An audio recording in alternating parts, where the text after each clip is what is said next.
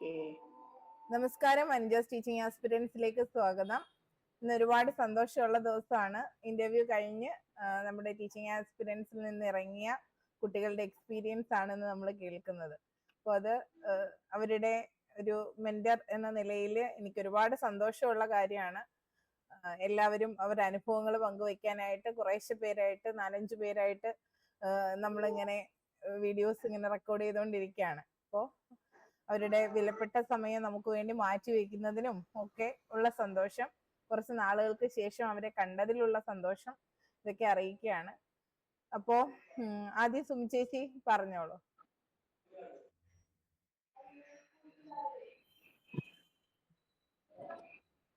കാണാമോ? കാണാം. ഞാൻ കുറച്ചു നാളെ എനിക്ക് ജോയിൻ ചെയ്തിട്ട് കിട്ടിയുള്ളായിരുന്നു. അത് കഴിഞ്ഞിട്ട് പിന്നെ ആദ്യമേ തന്നെ എനിക്ക് കുറേ ദിവസം വീട്ടിലിരുന്ന് 2 വർഷത്തോളം ഞാൻ വീട്ടിൽ തന്നെ ഇരിക്കുമായിരുന്നു. ആരോടും സംസാരിക്കാനൊന്നുമില്ല, ആരോടൊന്നും ഷെയർ ചെയ്യുന്നില്ല, അങ്ങനെ വീട്ടിലിരിക്കുക. അപ്പം നമുക്കൊരു പ്ലാറ്റ്ഫോം സംസാരിക്കാനായിട്ട് കിട്ടുന്നു. ഡെയിലി വോയിസ് ഇങ്ങനെ കേട്ടോണ്ടിരിക്കുന്ന നമുക്ക് ചില സമയങ്ങളിൽ ഇടാൻ പറ്റിയില്ലെങ്കിൽ പോലും നമുക്ക് എല്ലാവരുടെയും വോയിസ് നമുക്ക് കേട്ട് അത്രയും നമ്മുടെ മനസ്സിൽ കാണും. ഒരുപാട് വോയിസ് നമ്മൾ കേൾക്കുന്നുണ്ട്. ഇങ്ങനെ ഒരു വിഷയത്തെ പറ്റി ടീച്ചർ ഇടുമ്പോൾ നാം ഓരോരുത്തർ സംസാരിച്ചത് കേൾക്കുന്നു, നമ്മുടെ മനസ്സിൽ അത് ഉണ്ടാവും. നമ്മൾ ഓട്ടോമാറ്റിക്കായിട്ട് ആൻസർ പറയുമ്പോൾ നമ്മുടെ മനസ്സിൽ തനിയെ വരും. അത് ഒരുപാട് ഉപകാരപ്പെട്ടിട്ടുണ്ട്. പിന്നെ എനിക്ക് ഇവിടുന്ന് ഞാനായിരിക്കും ഏറ്റവും കൂടുതൽ വല്ലാതെ ടെൻഷൻ അടിച്ചിട്ട് പോയെന്ന് തോന്നുന്നു എനിക്ക്. അത് കഴിഞ്ഞിട്ട് അവിടെ ചെന്ന് കഴിഞ്ഞപ്പം ഒട്ടും അങ്ങനെ ഭയങ്കരമായിട്ടുള്ള ക്വസ്റ്റ്യൻ ഒന്നും ചോദിച്ചില്ല. നമ്മളിവിടെ ഡിസ്കസ് ചെയ്തിട്ടുള്ള ക്വസ്റ്റ്യൻസ് മാത്രമേ ചോദിച്ചുള്ളൂ. പിന്നെ ബയോഡേറ്റയെന്ന് ടീച്ചർ പറഞ്ഞ ക്വസ്റ്റ്യൻസും ചോദിച്ചിട്ടുണ്ട്. നമ്മൾ പറഞ്ഞ മണൽചിത്രങ്ങൾ, ബയോഡേറ്റയിൽ പറഞ്ഞ മണൽചിത്രങ്ങൾ ചോദിച്ചു. പിന്നെ ബയോഡേറ്റ നമ്മുടെ ഈ എനിക്കൊരു ഗ്യാപ്പ് ഉണ്ടായിരുന്നല്ലോ, ഞാൻ ഡിഗ്രി കഴിഞ്ഞിട്ട് 10 വർഷം ഗ്യാപ്പ് ഉണ്ട്. അപ്പം അത് ചോദിച്ചിട്ടുണ്ടായിരുന്നു. അങ്ങനെ കുറച്ച് നമുക്ക് അങ്ങനെ ആദ്യമേ നമ്മളെ കംഫർട്ട് ആക്കാനുള്ള കുറെ ക്വസ്റ്റ്യൻസ് അങ്ങനെ ചോദിച്ചു. അതിനുശേഷം പിന്നെ ഇത് നമ്മൾ ഡിസ്കസ് ചെയ്യാതെ പോയ ഒരു കാര്യം എന്ന് പറയാനായിട്ട് എൻ്റെ ഫിസിക്സുമായിട്ട് ബന്ധപ്പെട്ട ഒരു ക്വസ്റ്റ്യൻ ആയിരുന്നു. അത് പെട്ടെന്ന് കേട്ടപ്പോഴത്തേക്ക് എന്താ പറയേണ്ടത്, ഇങ്ങനെ ഒരു പ്രതീക്ഷിച്ചില്ല. ഞാൻ വലിയ രീതിയിലാണ് ഞാൻ നോക്കിക്കൊണ്ട് പോയതും. ഏറ്റവും ചെറിയൊരു ക്വസ്റ്റ്യനും ആയിരുന്നു അത്. പക്ഷെ പെട്ടെന്ന് ഒരു അങ്കലാപ്പിലായിപ്പോയെന്നേ ഉള്ളൂ. ബാക്കിയെല്ലാം നമ്മൾ ആൻസർ ചെയ്യാൻ പറ്റുന്ന ദേശീയ വിദ്യാഭ്യാസ നയം, പത്രങ്ങൾ നല്ലതുപോലെ വായിക്കണം. ഇനി നമ്മുടെ എഡ്യൂക്കേഷൻ്റെ വാർത്തകൾ വരുമ്പം നല്ലതുപോലെ ശ്രദ്ധിക്കുകയും നോട്ട് ചെയ്യുകയും ചെയ്യണം എന്ന് അന്ന് എനിക്ക് ഇന്റർവ്യൂ കഴിഞ്ഞപ്പോൾ മനസ്സിലായി. നമ്മുടെ ഈ പ്ലാറ്റ്ഫോം കൊണ്ട് എനിക്ക് ഞാൻ ഇങ്ങനെ സംസാരിക്കാറില്ല. അതിങ്ങനെ എനിക്ക് ഏറ്റവും കംഫർട്ടബിൾ ആയിട്ടുള്ളവരോട് മാത്രമേ ഇങ്ങനെ സംസാരിക്കൂ. അപ്പോൾ ഈ ഒരു ഇതിൽ വന്നതിന് ശേഷം ഈ ഒരു ധൈര്യം ഉണ്ടായിരുന്നു. കാര്യം അവിടെ ചെന്നപ്പോഴത്തേന് എനിക്ക് അങ്ങനെ വലിയ പേടിയൊന്നും തോന്നിയില്ല കയറിപ്പോകാനായിട്ട്. അതിന് മുമ്പത്തെ 2 ഇന്റർവ്യൂവിനും എനിക്കൊരു പേടി, വല്ലാത്തൊരു ടെൻഷനായിരുന്നു. ഈ പ്രാവശ്യം അങ്ങനെ ഒരു ടെൻഷൻ ഇല്ലായിരുന്നു. അപ്പൊ ഇത്രയൊക്കെ നമ്മളോട് ചോദിക്കാൻ സാധ്യതയുള്ളൂ. പിന്നെ നമ്മൾ ഉദ്ദേശിച്ചാലും കുറച്ചൊന്ന് ഫിസിക്സിൽ മാത്രം കുറച്ച് താഴ്ന്ന ഇതായി അങ്ങനെ ചോദിച്ചാൽ അതിന്റെ ഒരു ഇതേ ഉള്ളായിരുന്നു. ബാക്കിയെല്ലാം ആൻസർ ചെയ്യാൻ പറ്റി. 2 ഇന്റർവ്യൂവിനേക്കാളും നല്ലൊരു ഇന്റർവ്യൂ ആയിരുന്നു ഈ കഴിഞ്ഞ ഇന്റർവ്യൂ. അത് അങ്ങനെ ചെയ്യാൻ പറ്റിയത് ജോയിൻ ചെയ്തുകൊണ്ട് തന്നെയാണ് കേട്ടോ. അല്ലെങ്കിൽ ഞാൻ ഇങ്ങനെ വീട്ടിലിരിക്കാൻ ആരോട് സംസാരിക്കാതിരിക്കുന്ന, എനിക്ക് തൊണ്ട പോലും ക്ലിയർ അല്ലേ. ഇപ്പൊ കുറച്ച് ദിവസം ഇങ്ങനെ സംസാരിക്കാതിരുന്നോണ്ട് അതിന്റെ ഒരു ഇതുണ്ട്. അപ്പൊ ഗുണം ചെയ്തു അല്ലേ? അതെ ഗുണം ചെയ്തു. ടീച്ചറെ ചോദ്യങ്ങളും കൂടി പറയാമോ? ചോദ്യങ്ങള് ഒന്ന് ഹോബിയായിട്ട് ബന്ധപ്പെട്ട മണൽചിത്രങ്ങള്. നമ്മളത് ലാസ്റ്റ് ആണ്. മണൽചിത്രം എനിക്ക് പേഴ്സണലി ചേച്ചി അറിയാവുന്നതുകൊണ്ട് ഞാൻ ഓർമ്മപ്പെടുത്തിയതാണ് അല്ലേ? അതുകൊണ്ട് ഓർമ്മപ്പെടുത്തി. അല്ലെങ്കിൽ ഞാനത് അത്ര കെയർ ചെയ്യില്ല. എനിക്കിങ്ങനെ ഒരുപാട് ഇങ്ങനെ ഞാൻ ചെയ്യാറുള്ളതുകൊണ്ട് ഏത് ഇങ്ങനെ എഴുതണം അങ്ങനെ ഒരു കൺഫ്യൂഷനിൽ തന്നെ ആയിരുന്നു ഞാൻ ഇരുന്നത്. ടീച്ചർ പറഞ്ഞുകൊണ്ട് മാത്രമാണ് ഞാൻ കറക്റ്റിനെ അത് എഴുതുകയും അത് തന്നെ കറക്റ്റ് ചോദിക്കുകയും ചെയ്തു. ചെയർമാനെ ചോദിച്ചത് അത് മണൽചിത്രം എന്താ ചെയ്യണേ, മണൽചിത്രം എന്ന് പറഞ്ഞാൽ എന്താണ് അങ്ങനെ ചോദിച്ചു. അപ്പൊ അത് ക്ലിയർ ആയിട്ട് നമ്മൾ ഇവിടുന്ന് അത് പറഞ്ഞുകൊണ്ട് ഒരു കൺഫ്യൂഷനും ഇല്ലാണ്ട് അത് പറയാൻ പറ്റി. പിന്നെ അത് കഴിഞ്ഞ് കണക്ട് ചെയ്ത് പറയാൻ പറ്റിയോ? ഭിന്നശേഷിക്കാർക്ക് വേണ്ടിയിട്ട് നമ്മള് സമയം അവര് തന്നില്ല ടീച്ചറെ. നമ്മള് എന്തെങ്കിലും പറയുമ്പോ തന്നെ അടുത്ത ക്വസ്റ്റ്യൻ വരുവാ. പക്ഷെ നമ്മള് പ്രിപ്പയർഡ് ആയിരുന്നു അല്ലേ? നമ്മളത് പ്രിപ്പയർഡ് ആയിരുന്നു. പക്ഷെ നമ്മളൊരു 2 സെന്റൻസ് പറയുമ്പോഴത്തേനും അടുത്ത ക്വസ്റ്റ്യനിലോട്ട് പോവാ ചെയ്യും. ഓക്കെ എന്ന് പറഞ്ഞ് അടുത്തതിലോട്ട് പോകുന്നു. പിന്നെ തെന്മല തെന്മല ഒരു ഇതായിരുന്നു. തെന്മലയെ പറ്റി പറയാനുണ്ടായിരുന്നു. സ്വന്തം സ്ഥലം അത് എന്തൊക്കെ സ്ഥലം എവിടെയാന്ന് വെച്ചപ്പം നമ്മുടെ അഡ്രസ്സിൽ കിടക്കുന്ന സ്ഥലം ഇതുമായിട്ട് ഏത് സ്ഥലം അടുത്തുണ്ട്, അങ്ങനെ ക്വസ്റ്റ്യൻ വന്ന അന്നേരം ഞാൻ പറഞ്ഞു തെന്മലയാന്ന് പറഞ്ഞു. അപ്പൊ തെന്മല എന്തൊക്കെയാണ് ഉള്ളത്, തെന്മലയുടെ പ്രത്യേകത, അതെല്ലാം ചോദിച്ചു. അത് കഴിഞ്ഞിട്ട് പിന്നെ ചോദിച്ച ക്വസ്റ്റ്യൻ ആണ് പത്രം വായിക്കാറുണ്ടോ? അപ്പം പറഞ്ഞു വായിക്കാറുണ്ട്. ഇപ്പൊ ഈയിടെയായിട്ട് പത്രത്തിൽ വന്ന വിദ്യാഭ്യാസമായിട്ട് ബന്ധപ്പെട്ട കാര്യങ്ങള്, പിന്നെ ഫിസിക്സ് നിത്യജീവിതത്തിൽ. അപ്പൊ നമ്മുടെ സമഗ്ര ഗുണമേന്മ വിദ്യാഭ്യാസ പദ്ധതി പറയാൻ പറ്റും. നമ്മള് പത്രത്തിൽ എന്തൊക്കെ വായിച്ചു, പത്രത്തിൽ എന്തൊക്കെ ന്യൂസ് വന്നു, അതാണ് ക്വസ്റ്റ്യൻ നമുക്കുള്ളത്. അപ്പൊ നമ്മ മൂല്യനിർണ്ണയം, അത് പറഞ്ഞ ദേശീയ വിദ്യാഭ്യാസ നയം, അങ്ങനെയുള്ള കാര്യങ്ങൾ. അപ്പൊ പിന്നെ നമുക്ക് പറയാൻ പറ്റുന്നതെന്ന് പറഞ്ഞു കഴിഞ്ഞാൽ ഈ 8ാം ക്ലാസ്സിൽ ഇപ്പം അത് മൂല്യനിർണ്ണയത്തിന്റെ കാര്യം തന്നെ, അത് കറക്റ്റ് ആയി. അതും ഇങ്ങനെ 2-3 പറയുമ്പോഴത്തേനും പോയിക്കോളാൻ പറഞ്ഞു. മതിയെന്നാ. അപ്പൊ കഴിഞ്ഞ 2 ഇന്റർവ്യൂവിനേക്കാളും നന്നായി ചെയ്ത ഒരു കോൺഫിഡൻസ് ഉണ്ടായിരുന്നു. എനിക്ക് കഴിഞ്ഞ പ്രാവശ്യം തന്നെ ഇങ്ങനെ ചേരണമെന്നുണ്ടായിരുന്നു. പിന്നെ ഞാന് എപ്പോഴും ഇങ്ങനെ അവൈലബിൾ അല്ലാത്തതുകൊണ്ട്, സ്കൂളിലും പോകുന്നുണ്ടായിരുന്നു. ഞാൻ അവൈലബിൾ അല്ലാത്തതുകൊണ്ട് എനിക്കറിയാം ഞാൻ ഇത് ചേർന്നാലും എനിക്ക് ചെയ്യാൻ പറ്റില്ല. അത് പറയുന്ന കാര്യങ്ങൾ ചെയ്തെങ്കിലല്ലേ നമുക്കതിന്റെ ഫലം ഉണ്ടാവുള്ളൂ. അപ്പം ഞാൻ എപ്പോഴും ബിസി ആയിരിക്കും. അപ്പൊ കറക്റ്റ് ടൈമിന് എനിക്ക് കയറാൻ പറ്റത്തില്ലല്ലോ എന്നുള്ള ഒരു ഇതുകൊണ്ടാണ് കഴിഞ്ഞ പ്രാവശ്യം ഞാൻ ഒഴിവാക്കി. എന്നിട്ട് ഈ പ്രാവശ്യം തുടക്കത്തിൽ എനിക്ക് ആഗ്രഹം ഉണ്ടായിരുന്നു, ഞാൻ ടീച്ചറിനോട് അത് സംസാരിച്ചിരുന്നു. അതിനുശേഷം പിന്നെ ഇങ്ങനെ എന്റെ മോൻ ഹെൽപ്പ് ചെയ്തപ്പോഴാണ് ഞാൻ ജോയിൻ ചെയ്തത്. ഒരുപാട് സന്തോഷം. വർഷങ്ങൾക്ക് ശേഷം നമുക്കും ഒന്ന് നേരെ ഇതുപോലെ ഓൺലൈൻ ആയിട്ടാണെങ്കിലും കണ്ട് സംസാരിക്കാൻ പറ്റി. പിന്നെ ഞങ്ങളെയൊക്കെ പഠന സമയത്ത് ഞങ്ങൾക്ക് ഒരു വഴികാട്ടിയായിട്ട് നിന്നിട്ടുള്ള കാര്യം നമ്മുടെ കൂട്ടത്തിലെ മുതിർന്ന ആളായിരുന്നു.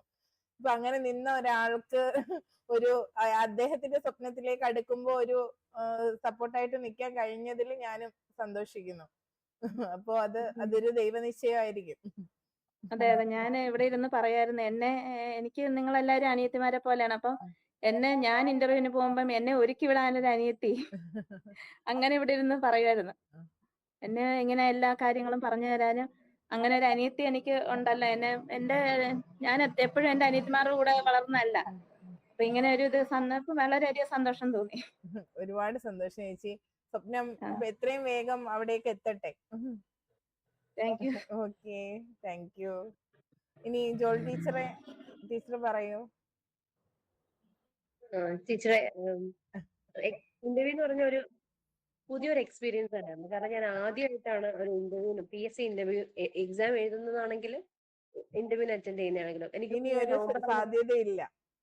അതെ, നവംബറിലാണ് ഞാൻ ടീച്ചറിന്റെ ക്ലാസ്സിൽ ജോയിൻ ചെയ്തത്. എനിക്ക് വന്ന് കൂടുതൽ ദിവസങ്ങൾ ക്ലാസ്സിൽ അറ്റൻഡ് ചെയ്യാൻ പറ്റി എന്നുള്ളത് ഒരു വലിയ നേട്ടം തന്നെയായിട്ടാണ് ഞാൻ കാണുന്നത്. ശരിക്കും എനിക്ക് വന്ന് സംസാരിക്കാൻ തുടങ്ങിയപ്പോൾ ഞാൻ ഇങ്ങനെയൊന്നും ആയിരുന്നില്ല സംസാരിച്ചത്. അല്ലെ ടീച്ചർ? കോഡിങ് സ്റ്റിച്ചിങ്ങും ഒക്കെ എനിക്ക് ഇന്നിൽ നിന്ന് തന്നെ പഠിക്കാൻ പറ്റി ടീച്ചർ പറഞ്ഞ എക്സാമ്പിൾ വെച്ചിട്ട്.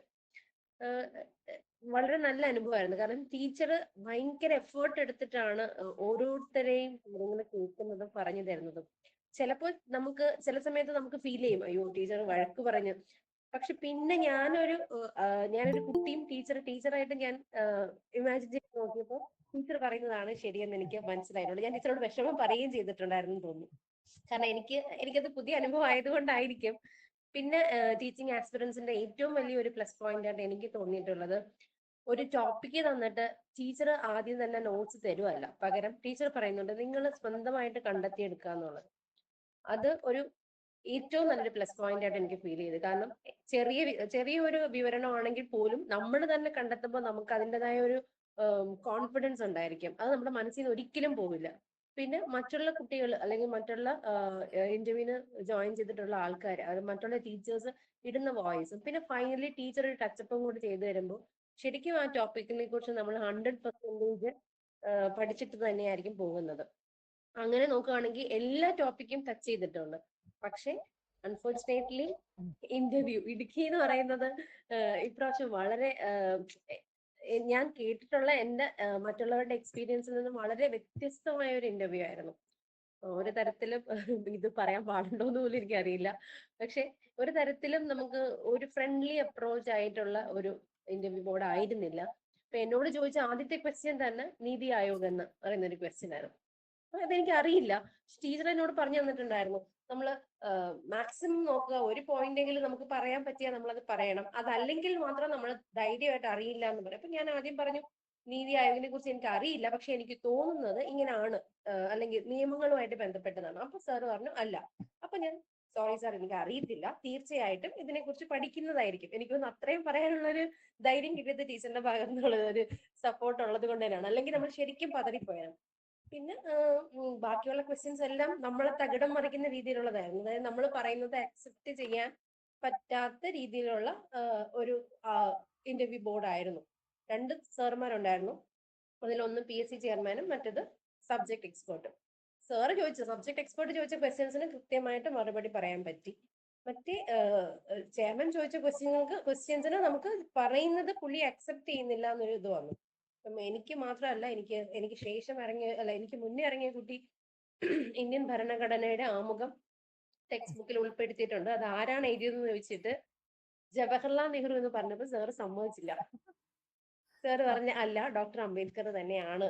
അതായത് ആ കുട്ടി ഇറങ്ങുന്നത് വരെയും ആ കുട്ടി സാർ ജവഹർലാൽ നെഹ്റു തന്നെയാണ് ഞാൻ പഠിച്ചതെന്ന് പറഞ്ഞിട്ട് സാർ അത് അക്സെപ്റ്റ് ചെയ്തില്ല.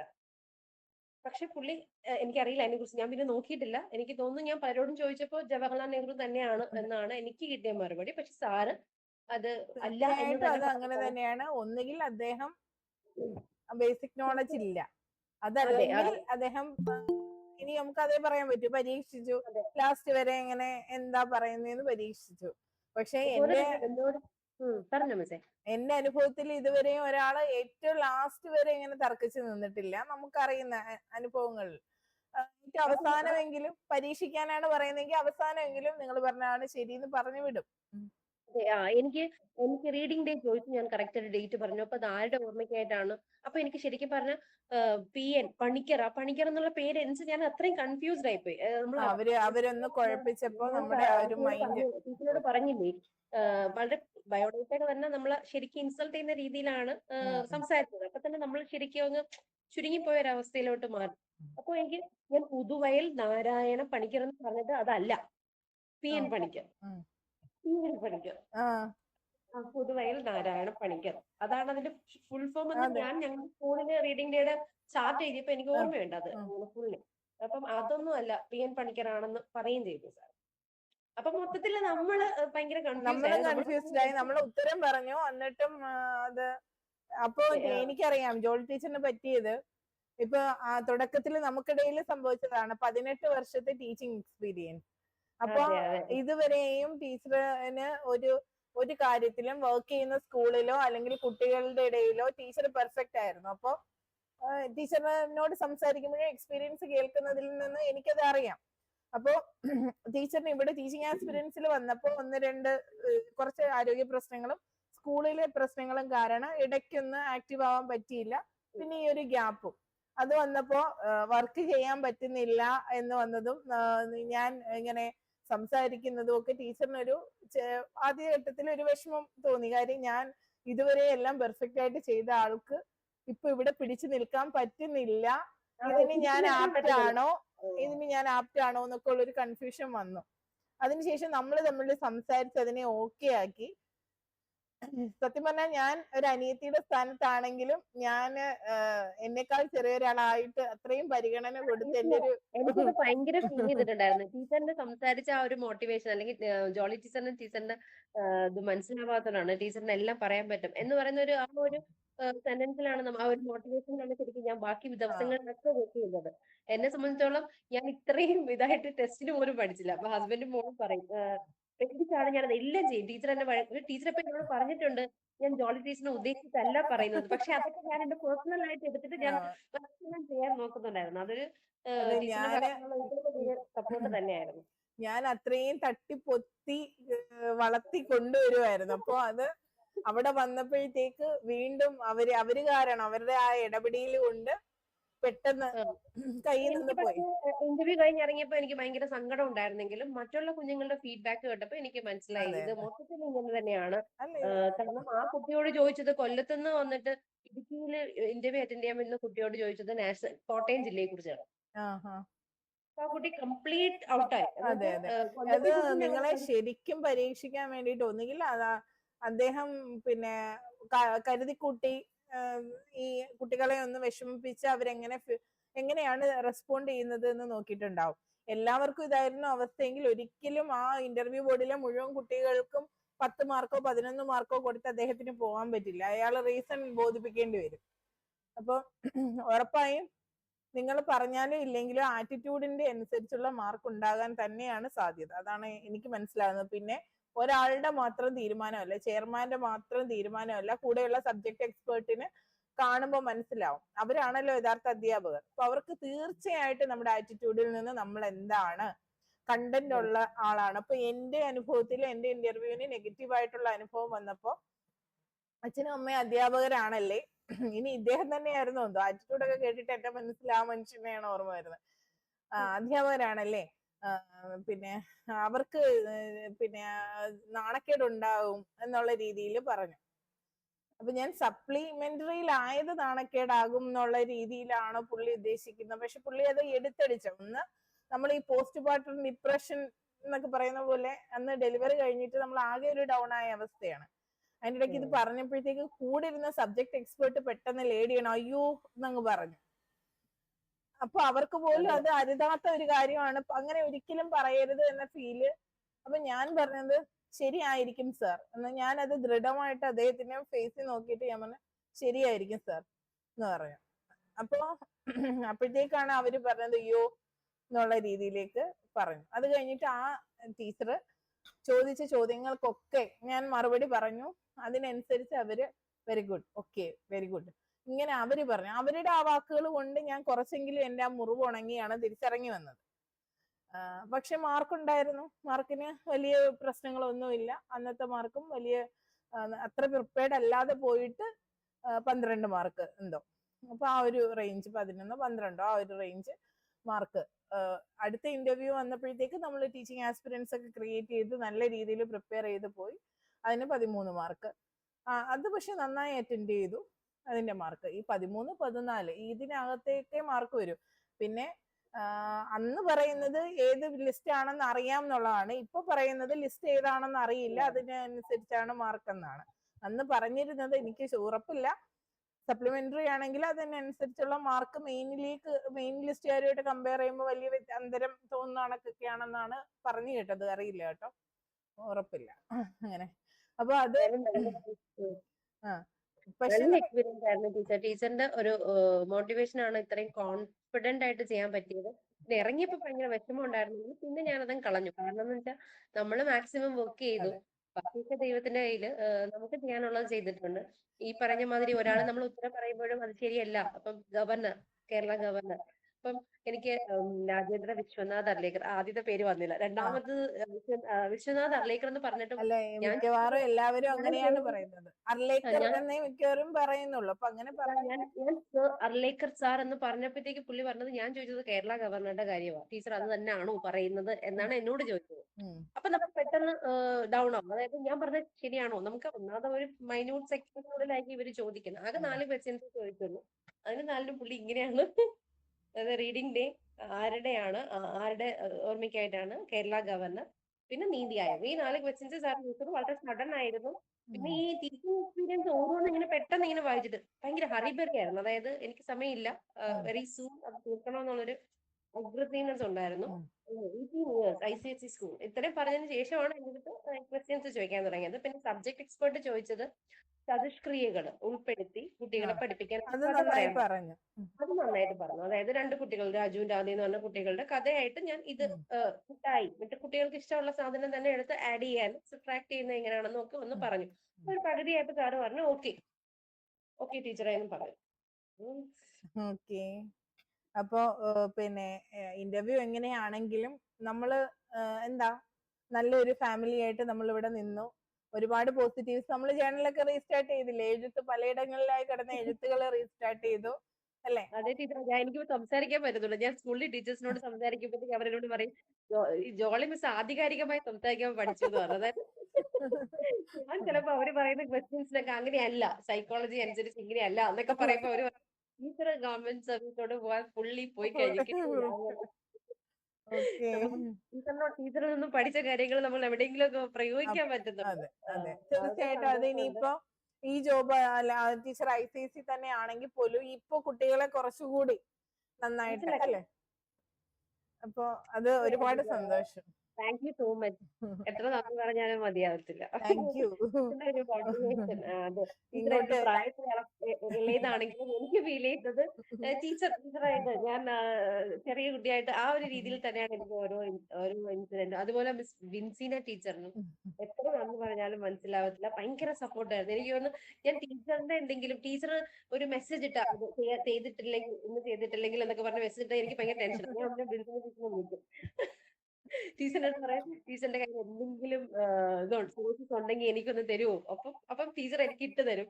ഈ ഇന്റർവ്യൂവിന് എന്തെങ്കിലും നോക്കിയപ്പോ ഞാൻ എന്തൊക്കെയോ നോട്ട്സ് വെച്ചിട്ട് ഞാൻ പറഞ്ഞ അഞ്ച് ടീച്ചർ അറിയരുതെന്ന് പറഞ്ഞു.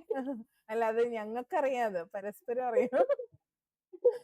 ഞങ്ങൾ ടീച്ചർ അതിലും ഭയങ്കര വലിയ കള്ളികളാണല്ലോ. ഞങ്ങൾ ഇങ്ങനെ പരസ്പരം എല്ലാം ഷെയർ ചെയ്യാറുണ്ട്. പിന്നെ നോട്ട്സ് ആര് ചോദിച്ചാലും കൊടുക്കണ്ട എന്ന് ഞാൻ പറഞ്ഞിരുന്നു. പിന്നെ ജോളി ടീച്ചർ അങ്ങനെ ചില ആളുകളുടെ പേര് പറഞ്ഞിട്ട് അവരെ ഒന്ന് സപ്പോർട്ട് ചെയ്തോണേ, അവരോടൊന്ന് ചോദിക്കണേ എന്ന് നമ്മളും പറയാറുണ്ട്. അതൊന്ന് പറഞ്ഞാൽ മതി. ഒരു തവണയാണ് ഞാനിത് പറഞ്ഞ് ഞാൻ പോകുന്നതെങ്കിലും ടീച്ചർ പിന്നെ അത് കൃത്യമായ സമയങ്ങളിൽ ഇങ്ങനെ ചോദിച്ച് താങ്ക് യു സോ മച്ച്. എനിക്ക് നല്ലൊരു ഗ്രൂപ്പ് ഓഫ് ഫ്രണ്ട്സിനെ കിട്ടി. അത് ഭയങ്കര സന്തോഷമുള്ള കാര്യമാണ്. Thank you so much. അതുപോലെ ടീച്ചിങ് ആസ്പിറൻസിൽ ഇപ്പൊ പഠിച്ചുകൊണ്ടിരിക്കുന്ന അല്ലെങ്കിൽ പഠിച്ചു തീർന്നു പോയവർക്കാണെങ്കിലും ഇതൊരു അസറ്റ് തന്നെ ആയിരിക്കും. നിങ്ങൾക്ക് അടുത്ത ഒരു LP അല്ലെങ്കിൽ UP എഴുതുന്നതിന് നിങ്ങൾക്ക് തീർച്ചയായിട്ടും ഇതൊരു അസറ്റ് തന്നെയായിരിക്കും. കാരണം ഏതൊരു ടോപ്പിക്കിനെ കുറിച്ചാണെങ്കിലും എനിക്ക് തോന്നുന്നു ഈ 14 ജില്ലകളിൽ നടന്ന ഇന്റർവ്യൂവിന്റെ എല്ലാ ക്വസ്റ്റ്യൻസിനെ കുറിച്ചും ടീച്ചർ ഡിസ്കസ് ചെയ്തിട്ടുണ്ട്. എല്ലാവരുടെയും ബയോഡേറ്റയിലൂടെയും പോയി എത്രത്തോളം ക്വസ്റ്റ്യൻസ് അതിൽ നിന്നൊക്കെ വരാമെന്നുള്ളത് ടീച്ചർ പ്രഡിക്റ്റ് ചെയ്ത് പറഞ്ഞ് ഓരോ കുട്ടിയും കൊണ്ട് പറയിപ്പിച്ചിട്ടുണ്ട്. അതുകൊണ്ട് തന്നെ ഇപ്പോഴ് ഈ ഇന്റർവ്യൂ മാത്രമല്ല ഇനി വരാൻ പോകുന്ന പരീക്ഷകളിൽ അവർക്ക് അതൊരു ഉപകാരമായിരിക്കും. ഒരുപാട് നന്ദി.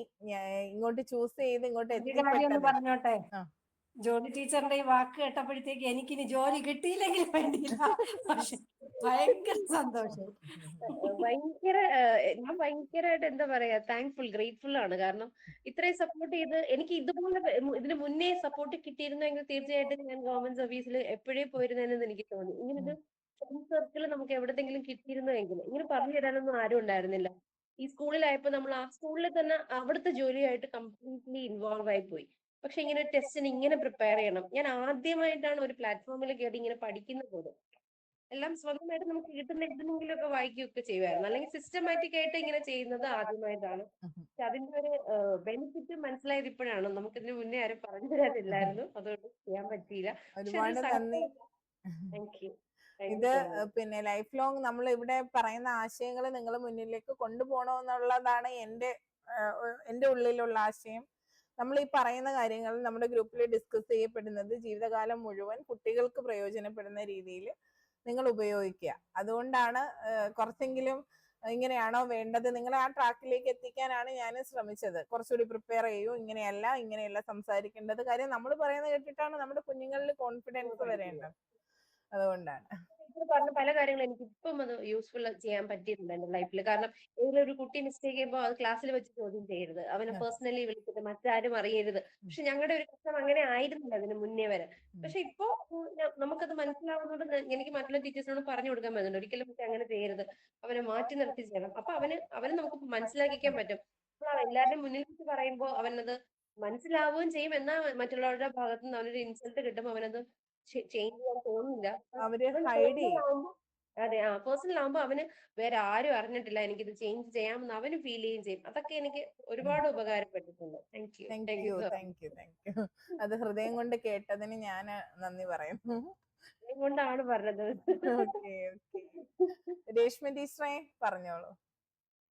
ഞാൻ ലീവ് ചെയ്തോട്ടെ. ഓക്കെ. സുമി ചേച്ചി വേണമെങ്കിൽ പോവാം കേട്ടോ. എന്തുണ്ട്, ഹാപ്പിയാണോ? ഹാപ്പി ആയിട്ട് പോടും. ഇനിയിപ്പോ ഒന്നും തിരക്കുകളൊന്നും ഇല്ല. ഇന്നത്തോടെ സ്കൂള് തീർന്ന് ഇനിയിപ്പോ റിലാക്സ് ആയിട്ട് പോവാ. എന്ത് ചെയ്യുന്ന ആലോചിക്കണേ. പണി വേണമെങ്കിൽ ഞങ്ങൾ തരാം, ഇഷ്ടം പോലെ പണിയുണ്ട്. കുറച്ചതല്ല, ഒരാഴ്ച കഴിയുമ്പോഴേക്കും മടുക്കും, അത് വേറെ കാര്യം. ഇന്റർവ്യൂ ഒക്കെ അടിപൊളിയായിട്ട് പോയി. എന്റെ മുഖം കണ്ട സാധാരണ ആർക്കും എനിക്ക് എത്രത്തോളം ടെൻഷൻ എന്ന് മനസ്സിലാവൂല. അപ്പൊ അവിടെ ചെന്നപ്പോഴും അത് തന്നെയായിരുന്നു സ്ഥിതി. ഞാനൊരു 8:15 ആയപ്പോഴേക്കും അവിടെ തന്നു. 9:30 റിപ്പോർട്ടിംഗ് എങ്കിലും 8:30 ആയപ്പോഴേക്കും അവിടെ ചെന്നു. അപ്പൊ അന്ന് ഇവിടെ എന്തോ ഒരു എക്സാമും കൂടെ നടക്കുന്നുണ്ടായിരുന്നു. അപ്പൊ എല്ലാരും ഒരു സൈഡിൽ കൂടെ അവിടെ പണി എന്തോ നടക്കുക ഓഫീസിന്റെ. അപ്പൊ 2 ഡോറിൽ കൂടെ ആരെയും കയറ്റുന്നില്ല. അപ്പൊ എക്സാമിന് വന്നവരാണെങ്കിൽ ആ സൈഡിൽ കൂടെ പൊക്കോ എന്ന് പറഞ്ഞു. അപ്പൊ അവിടെ മുന്നിൽ കുറച്ച് കസേര ഇട്ടിട്ടുണ്ടായിരുന്നു. ഞാൻ അത് അവിടെ കയറിയത് അവിടെ ഇരുന്നു. 9:15 ആയപ്പോഴും ഞാൻ നോക്കുമ്പോ ആരും കാണുന്നില്ല. ഒക്കെ ഈ സൈഡിൽ കൂടെ പോയിട്ടുണ്ടേ. ലാസ്റ്റ് ഞാൻ വെച്ചു, അമ്മേ ഇന്റർവ്യൂവിന് ആരും വന്നില്ല, ഇനി എല്ലാം ആബ്സെന്റ് ആണോന്ന് വിചാരിച്ച്. എനിക്ക് മാത്രം ജോലി. അപ്പൊ ഞാൻ മാത്രമേ ഉള്ളൂന്ന് വിചാരിച്ചു. അപ്പൊ ഞാൻ നോക്കുമ്പോ ഫസ്റ്റ് ബാച്ചിലുള്ള 7:30 ബാച്ചിലുള്ള ഒരു ചെറുക്കനെ കണ്ടു. ആ സാറ് അവനവിടെ ഇരിക്കുന്നത് ഞാൻ കണ്ടപ്പോ ഞാൻ വേഗം ചെന്നു. അപ്പൊ പുള്ളിയുടെ കൂടെ വേറൊരു 9:30 ബാച്ചിന് ഒരാളുണ്ട്. അപ്പൊ ഞാൻ ചോദിച്ചു, ആദർശ് എവിടെ? അവന് ഉള്ളിലുണ്ടല്ലോ. അയ്യോ, അപ്പൊ ഞാനോ? അപ്പൊ അവിടെ ഉള്ളിൽ കയറ്റി ഇരുത്തിയ ഞാൻ അറിഞ്ഞിട്ടില്ല. ഞാൻ എന്നിട്ട് പെട്ടെന്ന് പോയപ്പോ എല്ലാം ഞാനല്ലാത്തവരെ ബാക്കി എല്ലാം അതിനകത്താ. ഞാൻ എന്നിട്ട് പുറകു വശത്തു കൂടെ പോയപ്പോ ഫ്രണ്ടിൽ കൂടെ വന്ന് രേഷ്മ വന്നിട്ടുണ്ടോന്ന് ചോദിച്ചു എന്ന് ഹസ്ബൻഡ് പറഞ്ഞേ. അത്ര നേരം അവിടെ വെറുതെ ഒന്നും ചെയ്യാനൊന്നുമില്ല, വെറുതെ ഇരുന്ന്. പക്ഷെ ആരോടും ചോദിച്ചില്ല. അങ്ങനെ അകത്ത് കയറിയപ്പോഴേക്കും എനിക്ക് വെപ്രാളായി. പിന്നെ ഇങ്ങനെ പേടിയാവും. പേന കാണുന്നില്ല, പേന ഒന്നും വേണ്ടാന്ന് അവര് പറയുന്നുണ്ട്. പക്ഷെ എനിക്ക് പേനില്ലായിട്ടൊരു സുഖമില്ല. ഇനിയിപ്പോ അതെന്തെങ്കിലും വന്നാലോ എന്ന് അതിനടുത്തുള്ളവരോട് പേനയൊക്കെ ചോദിച്ചു. പക്ഷെ ചിരിച്ചോണ്ടാണ് ചോദിക്കണൊക്കെ. അപ്പൊ എന്താ നിങ്ങൾ ഇങ്ങനെ, അതാ കറണ്ട് പോയേ. കാണാം. അങ്ങനെ പേന വാങ്ങിച്ച്. അപ്പൊ ഞാനിങ്ങനെ ചിരിച്ചോണ്ടാണ്. അപ്പൊ എന്താ നിങ്ങള് ചിരിക്കണ, എനിക്ക് ടെൻഷനൊന്നും ഇല്ലേന്ന് ചോദിക്കുന്നുണ്ട്. ഞാൻ പറഞ്ഞു, ടെൻഷൻ അടിച്ചിട്ടാ ചിരിക്കണേ. അത് മനസ്സിലാവണില്ല കേട്ടോ. പിന്നെ രണ്ടാമത്തെ ബാച്ചില് ആദ്യത്തെ ആളായിരുന്നു. പിന്നെ അവര് നല്ലപോലെ കൂളാക്കുന്നുണ്ട് കേട്ടോ അവിടുത്തെ ഓഫീസേഴ്സേ. അവര് പറയുന്നുണ്ട്, എന്താ കുഴപ്പമൊന്നുമില്ല, നല്ല ആൾക്കാരാ, ചെരുപ്പൂരണ്ട, നല്ല ഇതിൽ നിങ്ങൾ കയറിയാ മതി, ഇനി പേന പിടിക്കേണ്ടവർക്ക് പിടിച്ചാ മതി എന്നൊക്കെ പറയുന്നുണ്ട്. ഹിറ്റ് ഓഫ് ആക്കല്ലേ. അങ്ങനെ അവിടെ കേറിയപ്പോഴും പറഞ്ഞ പോലെ രണ്ടുപേരായിരുന്നു. സബ്ജക്റ്റും പിന്നെ PSC മെമ്പറും. ആള് നമ്മുടെ ബയോഡാറ്റ ചോദിച്ചു. കേറിയപ്പോ എങ്ങനെയായിരുന്നു, ചിരിച്ചോണ്ടാണോ കേറിയെന്നൊന്നും എനിക്ക് ഓർമ്മയില്ല. പക്ഷെ അവര് ചിരിച്ചോണ്ടായിരുന്നു ഇരുന്നത്. അപ്പൊ ബയോഡാറ്റ ഫസ്റ്റ് ഇങ്ങനെ വായിച്ചു പോയി. അപ്പൊ എന്നോട് ചോദിച്ചു, VHSC ആയിരുന്നില്ലേ പഠിച്ചത്, ഏതായിരുന്നു സബ്ജക്ട് എടുത്തേന്ന് ചോദിച്ചു. അപ്പൊ ഞാൻ ഏതാണ്ട് വലിയത് ചോദിക്കുന്നു വിചാരിച്ച് ഞാനിരിക്കാം. എനിക്ക് പെട്ടെന്ന് അത് കോഴ്സ് പറയാൻ പറ്റിയില്ല. പിന്നെ എന്തൊക്കെയോ പറഞ്ഞു ഒപ്പിച്ച്. അപ്പൊ പറഞ്ഞു, ഞാനാണെങ്കിൽ MRTT എന്ന് പറഞ്ഞ maintenance and repairing of 2 wheeler and 3 wheeler ആയിരുന്നു പഠിച്ചത്. പക്ഷെ എനിക്ക് അപ്പൊ അത് പറയാൻ കിട്ടിയില്ല. നമ്മളെ കൂളാക്കാൻ വേണ്ടി ചോദിച്ച ചോദ്യത്തിൽ തന്നെ ഞാൻ പെട്ട് പറയാം. പക്ഷെ അപ്പൊ പറഞ്ഞു, ആ എഞ്ചിനീയറിംഗ് മേഖലയിലേക്ക് പെൺപിള്ളേര് പോയിട്ടുണ്ടോന്ന് ചോദിച്ചു. ഞാൻ പറഞ്ഞു, ഇല്ല, ഇങ്ങനെ മലപ്പുറം ഏരിയ അല്ലേ, അപ്പൊ പെട്ടെന്ന് തന്നെ കല്യാണം കഴിച്ചു കൊടുക്കുന്നതാണ്. ഞങ്ങളുടെ ബാച്ചിൽ ആകെ 5 പേരെ ഉണ്ടായിരുന്നുള്ളൂ ഗേൾസ് ആയിട്ട്. അങ്ങനെ പറഞ്ഞ് റെഡിയായി. പിന്നെ അങ്ങനെ ബയോഡാറ്റ മോളിൽ നിന്ന് ഇങ്ങനെ താഴോട്ട് വായിച്ച് കുടുംബശ്രീ പറഞ്ഞു. കുടുംബശ്രീ എന്നാണ് എന്നോട് ചോദിച്ചത്. അങ്ങനെ കുടുംബശ്രീയുടെ കാര്യങ്ങൾ ചോദിച്ചപ്പോ അതിൽ പറഞ്ഞു, ഒരു പ്രത്യേക ഉദ്ദേശം വെച്ചാണല്ലോ കേരളത്തിലെ കുടുംബശ്രീ എന്നുള്ള പദ്ധതി വന്നിട്ടുള്ളത്. അപ്പോ അത് വിചാരിച്ചത്ര ഫലപ്രാപ്തിയിൽ എത്തിക്കാനായിട്ട് പറ്റിയോന്ന് ചോദിച്ചു. അപ്പൊ ഞാൻ പറഞ്ഞു, പറ്റിയിട്ടില്ല. കാരണം ഒരു ലോൺ എടുക്കുക അല്ലെങ്കിൽ സാമ്പത്തികമായിട്ടൊരു സേഫ്റ്റി എന്ന പോലെയാണ് ആളുകൾ അതിനെ കാണുന്നത്. പിന്നെ ഈ പുരുഷ മേധാവിത്വം എത്രയൊക്കെ ഇല്ലാന്ന് പറഞ്ഞാലും നമ്മുടെ സമൂഹത്തിൽ അത് ഉള്ളത് തന്നെയാണ്. ഞങ്ങളുടെ ഏരിയയിലൊക്കെ പ്രത്യേകിച്ചും പൈസ എന്നുള്ളൊരു ലക്ഷ്യം വെച്ചിട്ടാണ് ആൾക്കാർ കുടുംബശ്രീയിൽ ചേരുന്നത്. അപ്പൊ ലിംഗസമത്വം എന്നുള്ള വാക്ക് ഞാൻ തന്നെ എടുത്തിട്ടതാണ്. അപ്പൊ ആ ക്വസ്റ്റ്യൻ പറഞ്ഞപ്പോഴേക്കും PSC ചെയർമാൻ പിന്നെ മറ്റേ സാറിനെ നോക്കി. അങ്ങനെ ആ സാറ് പറഞ്ഞു, അപ്പൊ ചോദിച്ചു, ലിംഗസമത്വം എന്ന് പറഞ്ഞല്ലോ, അപ്പോ സ്കൂളില് ഹെഡ് മിസ്ട്രസ് എന്ന് പറയുന്നതിനുള്ള പകരം ഉപയോഗിക്കുന്ന വാക്ക് ഏതാന്ന് വെച്ചു. അപ്പൊ എനിക്ക് ടീച്ചർ എന്ന് മാത്രമേ കിട്ടുന്നുള്ളൂ, ഹെഡ് ടീച്ചർ എന്നുള്ള വേർഡ് എനിക്ക് കിട്ടുന്നില്ല. സോറി സാർ, എനിക്കിപ്പോ ഓർത്തെടുക്കാൻ പറ്റുന്നില്ല എന്ന് പറഞ്ഞു. പറഞ്ഞാൽ കുഴപ്പമൊന്നുമില്ല, ഞാൻ അത് പറഞ്ഞപ്പോ ആ വേർഡ് ഒന്ന് ഓർമ്മയുണ്ടോന്ന് അറിയാൻ വേണ്ടി ചോദിച്ചതാ. ഇങ്ങനെ ഹെഡ് ടീച്ചർ എന്നാണ് എന്ന് പറഞ്ഞു. ആ ഓക്കെ ആണ്. അപ്പോ സ്കൂളിൽ വർക്ക് ചെയ്യുന്നുണ്ടില്ലേ എന്ന് പറഞ്ഞു. ആ ഉണ്ട്, 1ാം ക്ലാസ്സിലാണ് എന്ന് പറഞ്ഞു. അപ്പൊ അങ്ങനെ വെച്ചപ്പോ എന്താ 1ാം ക്ലാസ്സില് കുട്ടികൾ എത്ര നമ്പർ വരെ പഠിക്കണം എന്ന് ചോദിച്ചു. മാത്സിൽ എന്താ? അപ്പൊ ഞാൻ പറഞ്ഞു 100 വരെ നമ്പേഴ്സ് ആണെങ്കിൽ 100 വരെ പഠിക്കണം,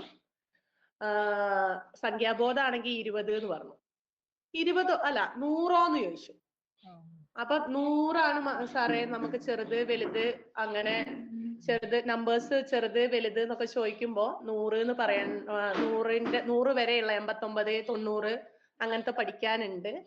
പിന്നെ സംഖ്യാബോധം ആവുമ്പോ 20 വരെയാണ് എന്ന് ഉറപ്പിച്ച് പറഞ്ഞു. അപ്പൊ അങ്ങനെ പറഞ്ഞു. അങ്ങനെയാണെങ്കിൽ 28ല് 8ന്റെ ഫേസ് വാല്യൂ എന്താന്ന് ചോദിച്ചു. 8. അപ്പോ പ്ലേസ് വാല്യൂ അതങ്ങനെ ചോദിച്ചു. പിന്നെ 8ന്റെ സംഖ്യാബോധത്തിനുള്ള പ്രവർത്തനങ്ങൾ ഏതൊക്കെയാന്ന് ചോദിച്ചു. അത് പറഞ്ഞു. പിന്നെ നമുക്ക് ടീച്ചർ ആണല്ലോ, അന്നേരം നമുക്ക് അത്യാവശ്യം വേണ്ട രേഖ ഉണ്ടല്ലോ, ഏതാന്ന്. അപ്പൊ ടീച്ചിങ് മാനുവൽ എന്ന് പറഞ്ഞു. അതിന്റെ കുറച്ചും കൂടെ കൂടിയത് എന്താന്ന് ചോദിച്ചു. അതല്ലാതെ ഒന്നും കൂടി വിശദീകരണം ആവശ്യമുള്ളത് ഉണ്ടല്ലോ. അപ്പൊ പെഡഗോജി എന്നുള്ള ആൻസറിലേക്ക് വന്നു. അതും കൂടി അല്ലാതെ ഒന്നും കൂടി ഉണ്ടല്ലോ, അപ്പൊ യൂണിറ്റ് അനാലിസിസ് എന്നുള്ള അവിടേക്ക് വന്നു. അപ്പം എത്ര ടീച്ചിങ് മാനുവലിൽ എത്ര കോളം ഉണ്ട്? 2 കോളം. അപ്പോ ഏതൊക്കെയാണ്? അപ്പൊ വിലയിരുത്തൽ എന്നാണോ പ്രതികരണം എന്നാണോ ഞാൻ പറഞ്ഞതെന്ന് എനിക്ക് ഇപ്പൊ ഓർമ്മയില്ല. ഇപ്പൊ ചിന്തിക്കുമ്പോ അതൊക്കെ ടെൻഷനായിട്ട് തോന്നാം. അപ്പൊ കുഴപ്പമൊന്നും. അപ്പൊ ഞാൻ പറഞ്ഞു അങ്ങനെ 2 കോളാ. അപ്പൊ ചോദിച്ചു ഏതാ വിലയിരുത്തല് അല്ല പ്രതികരണ കോളത്തിൽ എങ്ങനെയാ നമ്മൾ എഴുതുക? അന്നേരം ഞാൻ പറഞ്ഞു അങ്ങനെ കുട്ടികളെ കുറിച്ചുള്ള കാര്യങ്ങളും നമുക്ക് ആ പ്രവർത്തനം ചെയ്തപ്പോൾ ഉള്ള പ്രയാസങ്ങളും അനുഭവപ്പെട്ട അല്ലെങ്കിൽ കുട്ടികൾക്ക് എത്രത്തോളം മനസ്സിലായി എന്നൊക്കെയാണ്. അപ്പൊ അതിന് വേറൊരു പേര് അപ്പൊ ഞാൻ പറഞ്ഞു പ്രതിഫലനാത്മക കുറിപ്പ്.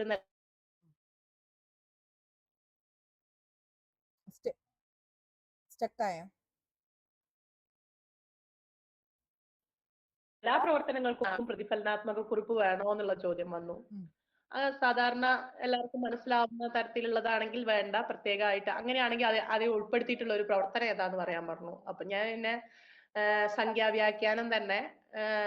സംഖ്യാവ്യാഖ്യാനത്തിൽ തന്നെ നമ്മളെ സംഖ്യകൾ പഠിപ്പിച്ചപ്പോ അവർക്ക് മനസ്സിലാവാത്ത ഒരു സ്ഥിതി വന്നപ്പോൾ ടെൻസ് ഫ്രെയിം എന്നുള്ളൊരു ടെക്സ്റ്റ് ബുക്കിന്റെ ബാക്കിൽ ടെൻസ് ഫ്രെയിം എന്നുള്ളൊരു പേജ് ഉണ്ട്.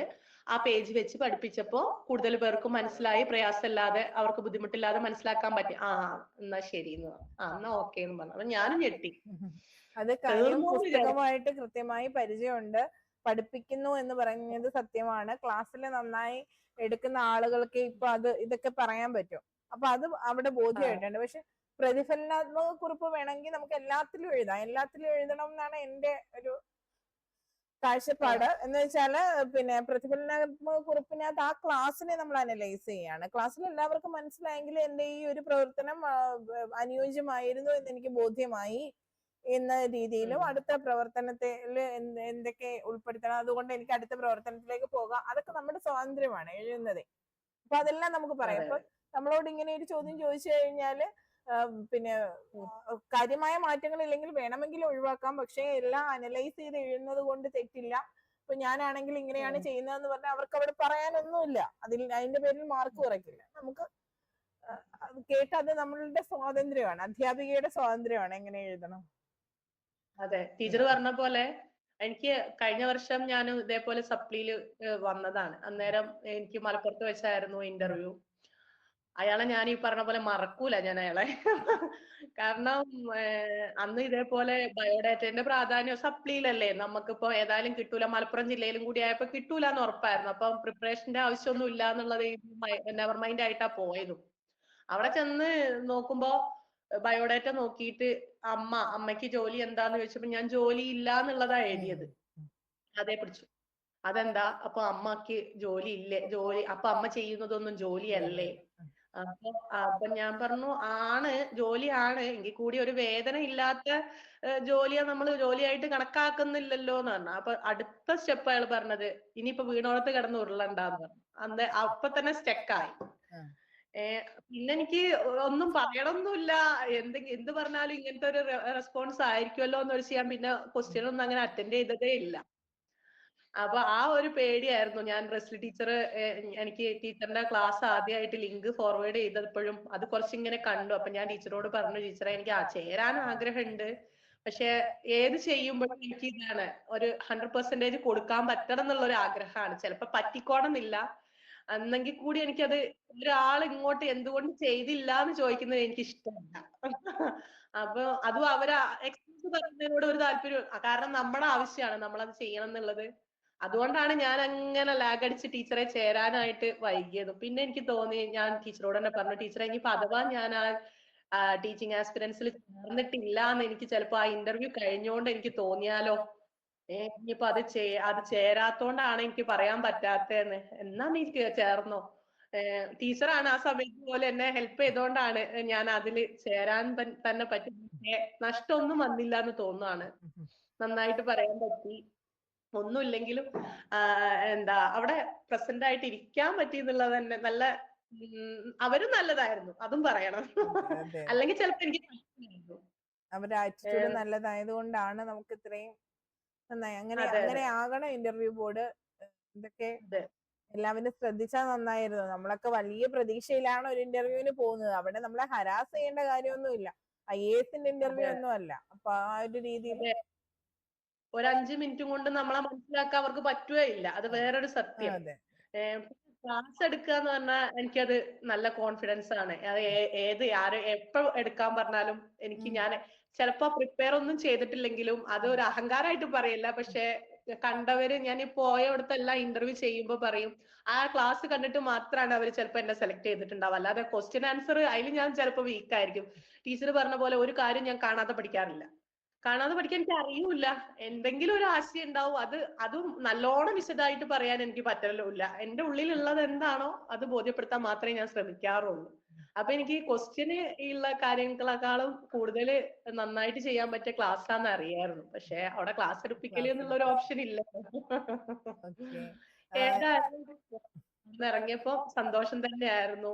ഞാന് കുറച്ചും കൂടി ടീച്ചർ ഉള്ളതുകൊണ്ടാണ്, അല്ലെങ്കിൽ ഇതിനകത്തോട്ടേക്ക് വന്നതുകൊണ്ടാണ് ഒന്നും കൂടി സീരിയസ് ആയിട്ട് ഇന്റർവ്യൂവിന് അല്ലെങ്കിൽ അതിനെ അഭിമുഖീകരിക്കണം എന്നുള്ള തോന്നല് വന്നത് തന്നെ. ഒരുപാട് സന്തോഷം. ദീദി പറഞ്ഞിട്ടാണ് രേഷ്മ ടീച്ചർ ഗ്രൂപ്പിലേക്ക് വരുന്നത്. അപ്പൊ ദീദി പറഞ്ഞപ്പോ പിന്നെ എന്നോട് പറഞ്ഞു, മിടുക്കിയാണ്, ഞങ്ങളുടെ സ്കൂളിൽ ഇങ്ങനെ ഒരു ടീച്ചറുണ്ട്, ആൾക്ക് ചേരണം എന്നുണ്ട്. അപ്പൊ ഞാൻ ഈ കാര്യങ്ങളും നമ്മളുടെ ഡീറ്റെയിൽസും ഒക്കെ പറഞ്ഞപ്പോ പിന്നെ ഒന്ന് താമസിച്ചു. ഇപ്പൊ വേണോ, ഒന്നുകൂടി ഒന്ന് പിടിച്ചു, ഡെയിലി ആണ് എന്നൊക്കെ ഉള്ളത് വെച്ചിട്ട് കുറച്ചും കൂടി ഒന്ന് ലാഗായി. അപ്പൊ സാലറി നമുക്ക് ഇപ്പോഴും എയ്ഡഡ് സ്കൂളിലായോണ്ട് ഇപ്പോഴും പേപ്പർ നടക്കുന്നേ ഉള്ളൂ. പേപ്പർ വർക്ക് വരുന്നതേ ഉള്ളൂ, റെഡി ആയിട്ടില്ല. നമുക്കപ്പോ ഈ 10 മാസം ഒരുമിച്ച് കിട്ടുമെങ്കിലും അതിന്റെ ഒരു ബുദ്ധിമുട്ടും ഉണ്ടായിരുന്നു. അല്ല, ആ 10 മാസവും നമ്മൾ എങ്ങനെ മറിച്ചും തിരിച്ചും നിൽക്കുന്നത് കൊണ്ട് അത് കയ്യിൽ നിന്ന് പോകും. അതൊക്കെ മനസ്സിലാവും. അതുകൊണ്ടാണ് ആ ഒരു രീതിയിൽ. അപ്പം അത് പറഞ്ഞു. അപ്പൊ ഞാൻ പറഞ്ഞു, ആളോട് ഇങ്ങ് വരാൻ പറ, ദീദി പറയുന്ന ആളല്ലേ. കാര്യം എന്നെ സംബന്ധിച്ച് പിന്നെ എന്റെ സ്വന്തം ചേച്ചി എങ്ങനെയാണോ, എന്റെ അമ്മ പ്രസവിച്ച കുട്ടിയല്ലാന്നേ ഉള്ളൂ. കാരണം എന്നെ വളർത്തിയത് അവരാണ്. എന്നോട് എന്ത് കാര്യമാണെങ്കിലും പറയും, അന്വേഷിക്കുകയും ഒക്കെ ചെയ്യുന്ന ആളാണ്. പിന്നെ എനിക്കും തോന്നുന്നു, ക്ലാസ് ഞാൻ യൂട്യൂബിൽ വരുന്ന എല്ലാ ക്ലാസ്സും കണ്ടിട്ടുണ്ട്. ടീച്ചർ ലാസ്റ്റ് ഇവർക്ക് പ്രൊവൈഡ് ചെയ്ത ക്ലാസ് മാത്രമേ എനിക്കത് പെട്ടെന്ന് അതെ, അത് മാത്രമേ എനിക്ക് കാണാൻ പറ്റാത്തുള്ളൂ. ബാക്കിയെല്ലാം ഞാൻ യൂട്യൂബിൽ വരുന്ന എല്ലാ ക്ലാസ്സും കണ്ടിട്ടുണ്ടായിരുന്നു. അതിൽ തന്നെയാണ് സ്പാർക്കടിച്ച് വന്നത്.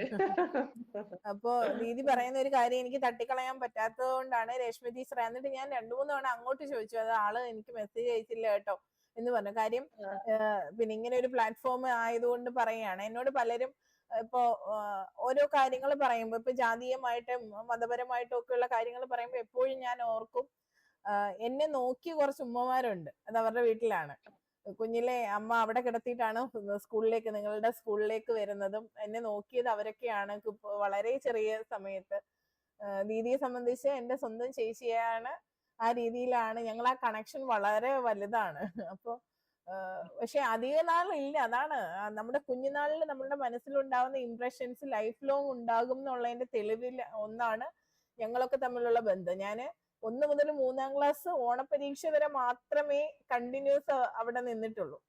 അപ്പോ ആ സമയത്ത് കിട്ടിയ സ്നേഹം ആണ് ഇത്രയും വർഷവും ഞങ്ങൾ ഇത്രയും ഗ്യാപ്പ് ഉണ്ടായിട്ടും കാണുന്ന ഒരുപാട് വർഷങ്ങൾ കൂടിയിട്ടായിരിക്കും എപ്പോഴെങ്കിലും ഒന്ന് കാണുന്നത്. അപ്പൊ ആ സ്നേഹം അതുകൊണ്ടാണ്.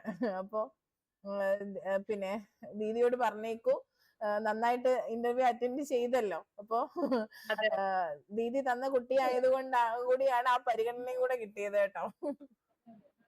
ഞാൻ പിന്നെ ഇറങ്ങി ഉടനെ ടീച്ചറുടെ ഫോൺ ഇങ്ങനെ തുറന്നപ്പോ തന്നെ ടീച്ചറിന്റെ മെസ്സേജാ കണ്ടത്. അപ്പൊ തന്നെ കോൾ ചെയ്യാന്ന് വിചാരിച്ചു. അങ്ങനെ കോൾ ചെയ്തു. അപ്പൊ എനിക്ക് പേടി ഉണ്ടായിരുന്നു. ഞാൻ ഓഫീസിൽ നിന്ന് ഇറങ്ങിയിട്ടില്ല. അവര് പറയുന്നുണ്ട് നമ്മളോട്, നിങ്ങളാണ് ഞാൻ പറഞ്ഞില്ല അവിടുത്തെ പുറത്തുനിന്ന് നമ്മളെ നല്ലോണം റെഡിയാക്കിയിട്ടാ വിടുന്നത്. അപ്പൊ അവര് പറഞ്ഞു തന്നിട്ടുണ്ടായിരുന്നു, നിങ്ങളാണ് ഈ ഇന്റർവ്യൂ ഇത്ര കടുകട്ടിയാക്കിയത് എന്ന്. കാരണം കിട്ടുന്ന ക്വസ്റ്റ്യൻ എല്ലാം നിങ്ങളൊരു മത്സര പരീക്ഷ കഴിഞ്ഞിട്ട് വരികയാണ്. നമ്മളെ ഈ ചെറിയ പ്ലാറ്റ്ഫോം പോലെയല്ല. നിങ്ങൾ നിങ്ങളുടെ ഗ്രൂപ്പിൽ ഇത് ഷെയർ ചെയ്യുമ്പോൾ ഇവര് ബുദ്ധിമുട്ടാണ്. കാരണം ഒരു ഇന്റർവ്യൂ കഴിഞ്ഞിട്ട് നമുക്ക് മികച്ചവരെ തെരഞ്ഞെടുക്കുക എന്നുള്ളത് ഒരു ടാസ്ക് ആണ്. അപ്പൊ നമുക്ക് കിട്ടുന്ന ക്വസ്റ്റ്യൻസ് എല്ലാം നിങ്ങൾ പബ്ലിക് ആക്കുമ്പോ വേറൊരാൾക്ക് വെറുതെ മുടക്കില്ലാതെ അത് കിട്ടുകയാണ്. അത് അപ്പൊ അതെ. അപ്പൊ ഇങ്ങനെ ഒരു കോമ്പറ്റീഷനായിട്ട് ഒരു എക്സാം നടന്നു കഴിഞ്ഞിട്ട് അതിന്റെ ബാക്കി നിങ്ങളെ ഭാവി നിർണ്ണയിക്കുന്നത് അല്ലെങ്കിൽ എത്രത്തോളം മുന്നോട്ട് വരണം എന്നുള്ളത് തീരുമാനിക്കുന്നത് ഈ ഇന്റർവ്യൂ ആണ്. അപ്പൊ നിങ്ങൾ ഇതെല്ലാം ഇത്ര സുഖാക്കി കൊടുക്കരുത് എന്നൊക്കെ പറഞ്ഞിട്ടാണ് ഞാൻ അകത്തേക്ക് കയറുന്നത്. പക്ഷെ ടീച്ചറിനോടാണ് ഞാൻ സംസാരിക്കുന്നത് എന്നുള്ള കാര്യമൊന്നും ചിലപ്പോ അവർക്ക് അറിയില്ലല്ലോ. ഞാൻ നേരിട്ട് വേറെ ആരെങ്കിലും വിളിച്ച് പറയാതെ. അപ്പൊ എനിക്ക് പേടിയായി. ഞാൻ വേഗം ഗേറ്റിന്റെ പുറത്തേക്ക് ഇറങ്ങി നിന്നാ പിന്നെ ബാക്കി അത് പക്ഷെ നമ്മുടെ ഒരു കാര്യം, ഈ ക്വസ്റ്റ്യൻസ് കിട്ടിയില്ലെങ്കിലും നമ്മുടെ പിള്ളേരെ നന്നായിട്ട് അറ്റൻഡ് ചെയ്യും. കാര്യം ടീച്ചറിനോട് ചോദിച്ച ചോദ്യങ്ങളെല്ലാം നമ്മളിവിടെ ഓൾറെഡി നവംബർ മുതലേ ഡിസ്കസ് ചെയ്ത ടോപ്പിക്കുകളാണ്.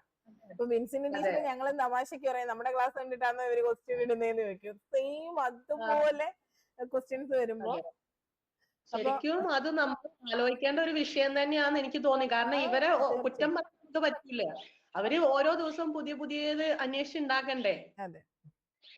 പക്ഷെ കൊല്ലത്ത് അടിപൊളിയായിരുന്നു കേട്ടോ. കൊല്ലം ജില്ലയിൽ ചോദിച്ച ചോദ്യം പിന്നെ കണ്ടിട്ടേ ഇല്ല. പിന്നെ ആരോടും ചോദിച്ചിട്ടില്ല. അവിടെ ചോദിക്കുന്ന ഒരു ബാച്ചിൽ ചോദിക്കുന്ന ചോദ്യം ആ ബാച്ചിലും ആവർത്തിച്ചിട്ടില്ല, അടുത്ത ബാച്ചിലും അങ്ങനെ വന്നിട്ടില്ല. നമുക്ക് ഏകദേശം ഏതൊക്കെ മേഖലയിൽ നിന്നാണെന്നുള്ള രീതിയിൽ നമുക്ക് പ്രിപ്പയർ ചെയ്യാം എന്നല്ലാതെ. അതെ. അത് അല്ലെങ്കിലും ടീച്ചർ പറഞ്ഞ പോലെ അവര് ക്വസ്റ്റ്യൻ ആൻസർ ചെയ്യാന്നുള്ളതല്ല അവരുടെ ഉദ്ദേശം എന്ന് എനിക്കും തോന്നുന്നു. നമ്മുടെ ആറ്റിറ്റ്യൂഡ്, നമ്മുടെ ഒരു വിഷയം തന്നാ അതിനെ എങ്ങനെ, അല്ലെങ്കിൽ അതിനെപ്പറ്റി നമുക്ക് സംസാരിക്കാൻ പറ്റുമോ? അതാണ് നമ്മുടെ പ്ലാറ്റ്ഫോമിലെ ഞാൻ എപ്പോഴും പറയുന്നത്, നിങ്ങൾ തനതായി നോട്ട് എഴുതൂ എന്ന് പറയുന്നതും. അതുപോലെ തന്നെ നമ്മൾ പൊതു പ്ലാറ്റ്ഫോമുകളിലേക്ക് ഇടുമ്പോൾ നമ്മളുടെ ഗ്രൂപ്പുകളിൽ നമ്മൾ അത് എങ്ങനെ സംസാരിക്കണമെന്നൊക്കെ വോയിസ് ഇട്ടാലും യൂട്യൂബിലേക്ക് അങ്ങനെ നമ്മൾ ഇടുമ്പോ ഇങ്ങനെയാണ് എന്നുള്ള രീതിയിൽ പറയാത്തത് എല്ലാവരും അതേ പോയിന്റ്സ് പറയും. അതേ പോയിന്റ്സ് പറയുമ്പോ അവർക്കും മാർക്ക് കിട്ടില്ല, ഇനി പറയുന്നവർക്കും ഇല്ല. കാര്യം ഒരു പുതുമയില്ല. ഏത് കിട്ടിയാലും അതിന് നമ്മളുടേതായ രീതിയിൽ ഒന്ന് മാറ്റി തിരിച്ച് പറയാൻ പറ്റണം. അതിന് ഭാഷയാണ് വേണ്ടത്. ഞാൻ എപ്പോഴും അതാണ് പറയുന്നത്, വായിക്കൂ, ഭാഷയുണ്ടാക്കൂ, പത്രം വായിക്കൂ.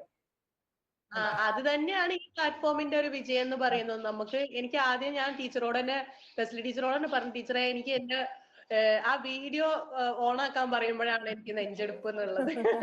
അതില്ലെങ്കിൽ ഞാൻ ഓക്കെ ആണെന്ന് ഞാൻ പറയും. എന്നോട് പറഞ്ഞു, നീ ആ പേടിയിലെങ്കിലും പിന്നെ പഠിക്കുമല്ലോ. കാര്യം ടീച്ചർക്കൊക്കെ നാണക്കേടാവോ, ടീച്ചർ പറഞ്ഞിട്ടല്ലേ ഞാൻ വരുന്നേ എന്നൊക്കെ പറഞ്ഞപ്പോ പറഞ്ഞു എന്ന് പറഞ്ഞു. ആ പേടിയിലെങ്കിലും കുറച്ചുകൂടി ഹാർഡ് വർക്ക് ചെയ്യുമല്ലോ എന്ന് പറഞ്ഞു എന്ന് പറഞ്ഞു. അപ്പൊ ഒരുപാട് സന്തോഷം രേഷ്മ ടീച്ചറെ. തുടർന്ന് നമ്മളുടെ ഈ കണക്ഷൻ ഇതുപോലെ എല്ലാവരോടും ഇതുപോലെ പോട്ടെ. Okay, thank you. ഇനി ഷബ്ന ടീച്ചറെ പറഞ്ഞോളൂ.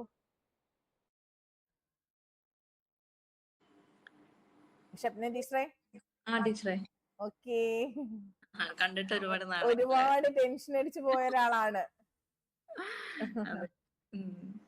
പക്ഷെ ഇന്റർവ്യൂ നല്ല എക്സ്പീരിയൻസ് ആയിരുന്നു. അത് എനിക്ക് ഉറപ്പായിരുന്നു. പറഞ്ഞോ. ഇന്റർവ്യൂ നല്ല എക്സ്പീരിയൻസ് ആയിരുന്നു. നല്ല എന്നുവെച്ചാൽ ടെൻഷൻ എനിക്ക് ആ സമയത്ത് ഉണ്ടായിരുന്നില്ല ടീച്ചറെ. ഞാൻ നല്ല കോൺഫിഡന്റ് ആയിരുന്നു. അതാ എന്ന് വെച്ചാൽ അത് ഈ ഗ്രൂപ്പിൽ നിന്ന് കിട്ടിയത് തന്നെയാണ്. എന്ത് ചോദിച്ചാലും പറയാം എന്നുള്ള ഒരു ധൈര്യം ഉണ്ടായിരുന്നു.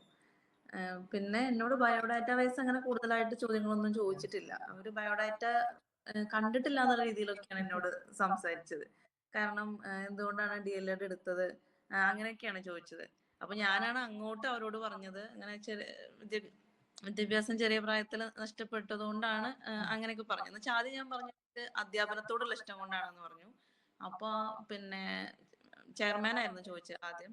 അപ്പൊ അദ്ദേഹം പറഞ്ഞത് അപ്പൊ അതിന് DLED മാത്രമല്ലല്ലോ, വേറെയും കോഴ്സുകൾ ഉണ്ടല്ലോ, പിന്നെ എന്തുകൊണ്ട് അത് തിരഞ്ഞെടുത്തത്, അധ്യാപനത്തോടുള്ള ഇഷ്ടം കൊണ്ടാണെങ്കിൽ എന്ന് ചോദിച്ചു. അപ്പൊ ഞാൻ അങ്ങോട്ട് പറഞ്ഞതാണ് അതായത് ഈ അധ്യാപനം അതല്ലായിരുന്നു എന്റെ ലക്ഷ്യം, വിദ്യാഭ്യാസം തുടരണം എന്നുള്ള ഒരു ലക്ഷ്യത്തോടെയാണ് വന്നത് എന്ന് പറഞ്ഞു. അപ്പൊ പിന്നെയാണ് അദ്ദേഹം അതിലേക്ക് വന്നത്. അപ്പോ എത്ര കുട്ടികളാണ് അങ്ങനെയൊക്കെ ചോദിച്ചു. പിന്നെ ഒന്ന് ഫ്രണ്ട്ലി ആയിട്ട് ചോദിച്ചു. അപ്പോ അത് പറഞ്ഞപ്പോ മൂത്ത ആള് ഏത് ക്ലാസ്സിലാണ് പഠിക്കുന്നതെന്ന് മാത്രം ചോദിച്ചു. അപ്പൊ അങ്ങനെ ഡിഗ്രിക്കാ പഠിക്കുന്നതെന്ന് പറഞ്ഞു. പിന്നെ ബാക്കിയുള്ളവരുടെ കാര്യം ചോദിച്ചില്ല. പിന്നെ അദ്ദേഹം പറഞ്ഞത് അപ്പൊ അങ്ങനെയാണെങ്കിൽ കുട്ടികളുടെ വളർച്ചയുടെ ഘട്ടങ്ങൾ ഏതൊക്കെയാണ്, അങ്ങനെ പിന്നെ തുടങ്ങിയത്. അപ്പൊ അത് ഇങ്ങനെ ബാല്യം, ശൈശവം, കൗമാരം ആ രീതിയിലൊക്കെ പറഞ്ഞു.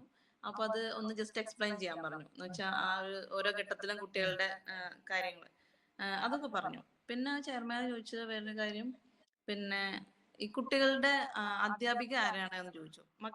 മക്കളുടെ അധ്യാപിക ആരാണെന്ന് ചോദിച്ചു. അങ്ങനെ ചോദിച്ചപ്പോ ഞാന് അപ്പൊ പെട്ടെന്ന് അവരുടെ ടീച്ചേഴ്സിനെയാണോ ഉദ്ദേശിച്ചതെന്ന് ചോദിച്ചു. അവ പറഞ്ഞു അവർക്ക് വിദ്യാഭ്യാസം നൽകുന്ന അവരുടെ ടീച്ചർ ആരാണെന്ന് ചോദിച്ചു. അപ്പൊ ഞാൻ പറഞ്ഞു അത് ഞാൻ തന്നെയാണ്.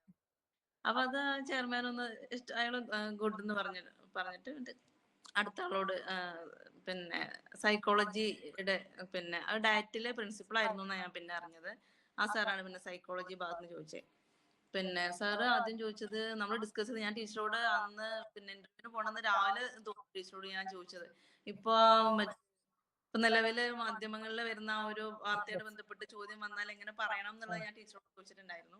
അപ്പൊ ആ സാറ് ചോദിച്ചത് അതാണ്.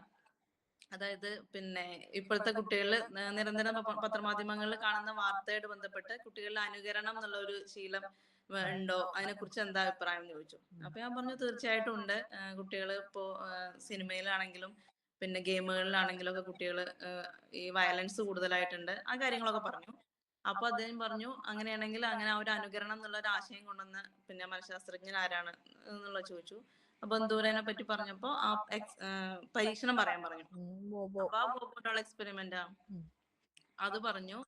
അപ്പൊ അത് ആ ബോബോട്ടുള്ള എക്സ്പെരിമെന്റിന്റെ ആ ഒരു പിന്നെ എന്നുവെച്ചാൽ ആ ഒരു സാമൂഹിക വികാസം അങ്ങനെ എന്തോ അല്ലേ ആ ഒരു സാമൂഹിക അതാണ് വൈകാരിക അല്ലേ, ഇമോഷൻസ്. ഞാൻ വൈകാരിക വികാസം എന്ന് പറഞ്ഞു. അപ്പൊ സാർ ഇങ്ങോട്ട് ഒന്ന് തിരുത്തി പറഞ്ഞു. എന്ന് വെച്ചാൽ സാമൂഹിക വൈകാരിക വികാസം എന്തോന്ന് സാർ പറഞ്ഞു. അത്രേ ആ സാറ് ചോദിച്ചുള്ളൂ. പിന്നെ ഒരു ലേഡി ഉണ്ടായിരുന്നത്. പിന്നെ അവരാദ്യം തന്നെ ചോദിച്ചത് പിന്നെ ഈ സാവിത്രിബായ് ഫുലെ എന്നുള്ള ഒരു പേര് കേട്ടിട്ടുണ്ടോ. അവരാ ചോദിച്ചു മുതൽ ഞാൻ ഇങ്ങനെ മറ്റിട്ട് ഇങ്ങനെ ആലോചിക്കുക, എവിടെയോ ഞാൻ ഈ ഒരു പേര് കേട്ടിട്ടുണ്ടല്ലോ എന്നുള്ളത് ഇങ്ങനെ ആലോചിക്കുക. പക്ഷെ അവരെ ക്വസ്റ്റ്യൻ കംപ്ലീറ്റ് ചെയ്തപ്പോ പെട്ടെന്ന് കിട്ടി. അപ്പൊ ഞാൻ പറഞ്ഞു ആ ജ്യോതിബ ഫുലെയുടെ എന്നുള്ള പറഞ്ഞു. അപ്പൊ അവരെന്താണ് ചെയ്തത് അവരുടെ ഇത് ചോദിച്ചു. അപ്പൊ അത് ഒക്കെ പറഞ്ഞു. അപ്പോ പിന്നെ എന്നോട് സ്ത്രീ വിദ്യാഭ്യാസത്തിന് വേണ്ടി സ്ത്രീകളുടെ വിദ്യാഭ്യാസത്തിന് വേണ്ടി ധാരാളം പ്രവർത്തനങ്ങൾ നടത്തിയിട്ടുണ്ട്, സ്കൂളൊക്കെ സ്ഥാപിച്ചിട്ടുണ്ട് എന്നുള്ള രീതി അത് പറഞ്ഞപ്പോ പിന്നെ അവര് ചോദിച്ചത് കുട്ടികളൊക്കെ എവിടെ പൊതുവിദ്യാലയത്തിലാണ് പഠിക്കണെന്ന് ചോദിച്ചു. അപ്പൊ ആണെന്ന് പറഞ്ഞപ്പോ ഈയിടെയായിട്ട് പൊതുവിദ്യാലയത്തിൽ ഒരുപാട് മാറ്റങ്ങൾ ഉണ്ടായിട്ടുണ്ടല്ലോ, അപ്പൊ അത് പിന്നെ എന്തിന്റെ ഭാഗമായിട്ടാണ് ഉണ്ടായത് ചോദിച്ചു. അത് പൊതുവിദ്യാഭ്യാസ സംരക്ഷണ യജ്ഞം എന്താന്നുള്ളത് ഡീറ്റെയിൽ ആയിട്ട് തന്നെ പറഞ്ഞു. അപ്പൊ ആ സമയത്തത്തെ വിദ്യാഭ്യാസ മന്ത്രി ആരായിരുന്നു ചോദിച്ചു. പക്ഷെ അത് ഞാൻ ശരിക്കും പറയുകയാണെങ്കിൽ ഞാൻ ടീച്ചറോട് പറഞ്ഞിട്ടുണ്ടായിരുന്നു, ഞാൻ പിന്നെ രവീന്ദ്രനാഥ് സാറിന്റെ ആ പുസ്തകം നമ്മുടെ വിദ്യാർത്ഥികൾ മാറിയ കഥ പുസ്തകം ഞാൻ വായിച്ച ആളാണ്. പക്ഷെ എനിക്ക് ആ സമയത്ത് ആ ഒരു പേരും മൈൻഡിലേക്ക് വന്നില്ല. എന്റെ മൈൻഡിൽ വന്നത് നമ്മൾ ആ ഒരു പിന്നെ MA ബേബിയുടെ ഏതായിരുന്നു പദ്ധതി, പ്രിസം പദ്ധതി, അതാണ് എന്റെ മൈൻഡിൽ പെട്ടെന്ന് വന്നത്. അപ്പൊ ഞാൻ MA ബേബി സാർ ആണോ എന്ന് ചോദിച്ചു. അപ്പൊ അല്ലാന്ന് പറഞ്ഞു. അപ്പൊ എനിക്ക് പെട്ടെന്ന് എന്തോ എനിക്ക് കിട്ടാഞ്ഞെന്നുള്ളൊരു ടെൻഷനായി. അപ്പൊ ചെയർമാൻ പറഞ്ഞു കുഴപ്പമില്ല, പിന്നെ അത് പിന്നെ എന്തെങ്കിലുമൊക്കെ ഒന്ന് ഒരു കുറവ് വേണ്ടേ അങ്ങനെ ചോദിച്ചു അയാൾ. അതായത് ബാക്കി എല്ലാതും ഒരു ചോദ്യം ഞാൻ പറഞ്ഞു. അല്ല ഈ ഇത്രയും ആൻസേഴ്സിൽ തന്നെ ടീച്ചറിന്റെ ആ ഗ്യാപ്പ് ഉണ്ടായിട്ടും ടീച്ചർ അത് കവർ ചെയ്ത് വന്ന ഒരാളാണെന്നും നല്ലൊരു ഇംപ്രഷൻ ക്രിയേറ്റ് ചെയ്യാനുള്ള എല്ലാം ടീച്ചർ കൊടുത്തു കഴിഞ്ഞു. അവിടെ ഞാൻ പറയില്ലേ എല്ലാം പറയാമെന്നുള്ള ഭാവത്തിൽ നമ്മൾ ഇന്റർവ്യൂവിന് പോകണ്ട. ഒന്നും അറിയാത്തത് എന്തൊക്കെയോ ഉണ്ടെന്ന് ബോധ്യപ്പെടുത്തി അവർ തിരിച്ചുവിടും. അറിയുന്നത് പോലും നമുക്ക് ഓർത്തെടുക്കാൻ പറ്റുന്നില്ല എന്ന് എനിക്കത് അറിയാമായിരുന്നല്ലോ. അപ്പൊ ഞാൻ പെർഫെക്റ്റ് അല്ല, എല്ലാ മനുഷ്യനും ഇംപെർഫെക്റ്റ് ആണ്. ഇപ്പൊ ഞാൻ പറയാറുണ്ട്, ഇപ്പൊ ഞാനെങ്ങാണാണ് ബോർഡിലെങ്കിൽ ഞാൻ ഉറപ്പായിട്ട് അവർക്ക് പറയാൻ പറ്റാത്ത ഒരു ചോദ്യവും ചോദിച്ചേ വിടൂ. കാര്യം നമ്മളെല്ലാം തികഞ്ഞതാണെന്നുള്ള ഫീലിൽ വരരുത്, പിന്നെ നമ്മളത് മടിയന്മാരായി പോകും. അപ്പൊ ഇത് നല്ലതാണ്. ഇപ്പൊ തന്നെ ടീച്ചറിനോട് തന്നെ എന്നാലും ഞാനത് പറഞ്ഞില്ലല്ലോ. ഞാൻ പിന്നെ അതന്നെ എന്നാലും എനിക്ക് എന്തുകൊണ്ടാ ആ പേര് വരാഞ്ഞെന്നുള്ളത് ഇങ്ങനെ വീണ്ടും പക്ഷെ അത് അദ്ദേഹം തന്നെ അങ്ങനെ പറഞ്ഞപ്പോ ഞാൻ കുഴപ്പമില്ല അത് കുഴപ്പമില്ല എന്തെങ്കിലുമൊക്കെ ഒന്ന് വേണ്ട അങ്ങനെ പറഞ്ഞു. പിന്നെ എന്നോട് കുട്ടികളുടെ കാര്യം ചോദിച്ചു, പിന്നെ എന്ത് കുട്ടികളാന്നൊക്കെ ചോദിച്ചാ മേഡം. അപ്പൊ ഞാൻ അങ്ങനെ 4 ആൺകുട്ടികളാണ്. അപ്പൊ ഇങ്ങനെ അവരുടെ പിന്നെ അവരെല്ലാരും വീട്ടിലെല്ലാ കാര്യത്തിനും ഹെൽപ്പ് ചെയ്യും. ഇതൊക്കെ ഞാനും ചോദിച്ചിട്ടുള്ള ചോദ്യമാണ്. ആ കാര്യങ്ങളൊക്കെ ചോദിച്ചു. അപ്പൊ അങ്ങനെ അത്ര തന്നെ ചോദിച്ചിട്ടുള്ളൂ. പിന്നെ മേഡം എന്നോട് മിടുക്കിയാണ് എന്ന് പറഞ്ഞു. അത് സന്തോഷമായി. ആരുടെ കൊച്ചാ അല്ലേ, എവിടുന്നാ വരുന്നേ, പിന്നെ മിടുക്കിയല്ലാതാവോ? നമ്മുടെ പിള്ളേരെല്ലാം മിടുക്കരല്ലേ. ഞാൻ ടീച്ചറോട് അതാണ് അത് കഴിഞ്ഞിട്ടും പറഞ്ഞത്. കാരണം എന്നോട് കൂടുതൽ നമ്മള് പഠിച്ച ഏരിയന്ന് പൊതുവിദ്യാഭ്യാസ സംരക്ഷണം ഞാൻ അങ്ങനെയൊക്കെ ചോദിച്ചിട്ടുള്ളെങ്കിലും അവരെന്ത് ചോദിച്ചാലും പറയാം എന്നുള്ള ഒരു പിന്നെ കോൺഫിഡൻസ് ഉണ്ടായിരുന്നു. കാരണം അത് കഴിഞ്ഞ് ഇറങ്ങി വരുന്ന കുറച്ച് ടീച്ചേഴ്സൊക്കെ ഇന്ന ചോദ്യം ചോദിച്ചു എന്ന് അവിടെ നിന്ന് പറയുമ്പോ അപ്പൊ അതൊക്കെ നമുക്കറിയുന്ന ചോദ്യങ്ങൾ തന്നെയാണ് അവര് ഡിസ്കസ് ചെയ്തതൊക്കെ. അപ്പൊ അങ്ങനെ അതിനപ്പുറം ഞാൻ ചോദിക്കട്ടെ, ഷബ്ന ടീച്ചർ മാറിയോ? തീർച്ചയായിട്ടും ഒരുപാട് മാറി. ഞാൻ എത്ര തവണ സൗണ്ട് ഓക്കെ ആക്കൂ, ശബ്ദം ഒന്നുകൂടെ പ്ലസന്റ് ആവട്ടെ പറഞ്ഞിട്ടില്ലേ, ഇങ്ങനെ സംസാരിക്കണം, എപ്പോഴും ഹാപ്പി, നല്ല ചിരിയാണ്, ഹാപ്പി ആയിട്ടിരിക്കണം എന്ന് എത്ര തവണ. കോൺഫിഡൻസ് കുറവുണ്ടായിരുന്നു. ഞാൻ ഈ ഒരു ഇത് വരാൻ തന്നെ കാരണം എനിക്ക് ഒരുപാട് കാര്യങ്ങൾ അറിയണം എന്നുണ്ടായിരുന്നു. കാരണം കേവലം ഒരു ഇന്റർവ്യൂ അറ്റൻഡ് ചെയ്യാന്നുള്ളത് മാത്രമായിരുന്നില്ല. ഞാൻ ടീച്ചറോട് പറഞ്ഞിട്ടുണ്ട്, എനിക്ക് ഒരുപാട് കാര്യങ്ങൾ കാരണം എക്സ്പീരിയൻസ് ഇല്ല ഒന്നാമത്. ഞാൻ ഇൻട്രോവേർട്ട് ആണ് എന്നുള്ള രീതിയിൽ ടീച്ചർ അല്ലേ പറഞ്ഞു. ഞാൻ ഇച്ചിരി കംഫർട്ട് ആയിട്ടുള്ള ഏരിയയിൽ ടീച്ചർ ആയിരുന്നോ എന്ന് ഞാൻ ഓർക്കുന്നില്ല. ഞാൻ അധികം സംസാരിക്കില്ല എന്നൊക്കെ ഉള്ള രീതിയിൽ ഇങ്ങനെ. അപ്പൊ എനിക്ക് അങ്ങനെ കുറച്ച് കൂടുതൽ കാര്യങ്ങൾ മനസ്സിലാക്കണം എന്നുണ്ടായിരുന്നു ഈ ഒരു ഫീൽഡുമായിട്ട് ബന്ധപ്പെട്ട്. അങ്ങനെ ഒരു ലക്ഷ്യം കൂടി എനിക്ക് ഉണ്ടായിരുന്നു. ഇന്റർവ്യൂ എന്നുള്ള ഒരു ലക്ഷ്യം മാത്രമല്ല, തീർച്ചയായിട്ടും ഞാൻ ഒരുപാട് കാര്യങ്ങൾ മനസ്സിലാക്കി എന്നുള്ളതാണ്. പിന്നെ എനിക്ക് എടുത്തു പറയേണ്ട കാര്യം ബിൻസിന ടീച്ചറും അതുപോലെ ഒരുപാട് ഹെൽപ്പ് ചെയ്തിട്ടുണ്ട്. ബിൻസിൻ ടീച്ചർക്കൊക്കെ അന്ന് രാവിലെ ഞാൻ മെസ്സേജ് അയച്ചിട്ടുണ്ട്. ഒരുപാട് വേണ്ടിയിട്ട് സമയം കണ്ടെത്തി രണ്ടുപേരും. അപ്പൊ പ്രത്യേകിച്ച് ഒരു നന്ദി പറയാണ്. അവർക്ക് നിങ്ങളുടെ ഈ നല്ല വാക്കുകൾ മാത്രമേ ഉള്ളൂ കേട്ടോ. അവർക്ക് കഴിഞ്ഞ ഉടനെ തന്നെ ഞാൻ ടീച്ചർക്ക് വിളിച്ചു പറഞ്ഞു. കാരണം ടീച്ചർ ഒരുപാട് സമയം ചില കാര്യങ്ങളൊക്കെ ടീച്ചർ സെർച്ച് ചെയ്ത് കണ്ടെത്തിയിട്ടൊക്കെ എനിക്ക് ഇട്ട് തന്നിട്ടുണ്ട്. അങ്ങനെ ഒരുപാട് സമയം അങ്ങനെ ടീച്ചർ ചെയ്യണമെങ്കിൽ അങ്ങനെ ക്വാളിറ്റി ഉണ്ടെന്ന് തോന്നുന്നവരോടെ ചെയ്യാറുള്ളൂ. അല്ലാതെയും പലരും ചോദിക്കാറുണ്ട്, ആ സമയത്ത് എന്നോട് പറയാറുണ്ട്. പക്ഷേ ചെയ്തു കൊടുക്കണമെന്ന് ടീച്ചറിന് തോന്നണമെങ്കിൽ അങ്ങനെ ഒരു ക്വാളിറ്റി ടീച്ചറിനെ ഫീൽ ചെയ്യണം കേട്ടോ. ഞങ്ങളെല്ലാം അങ്ങനെ തന്നെയാണ്. ഞങ്ങൾ 3 പേരും തമ്മിൽ ഡിസ്കസ് ചെയ്യാറുണ്ട് എന്തൊക്കെയാണ് എന്നുള്ളത്. അപ്പം പറയാറുണ്ട്, ഇന്ന ആൾ ഇന്നത് ചോദിച്ചു. പലപ്പോഴും പറയാം, എപ്പോഴും പറ്റില്ലെങ്കിലും പലപ്പോഴും പറയാറുണ്ട്. അപ്പൊ നമ്മൾ ഈ പാരസൈറ്റുകൾ പോലെ നിൽക്കുന്നവരൊക്കെ നമുക്ക് സഹായിക്കാൻ തോന്നൂല.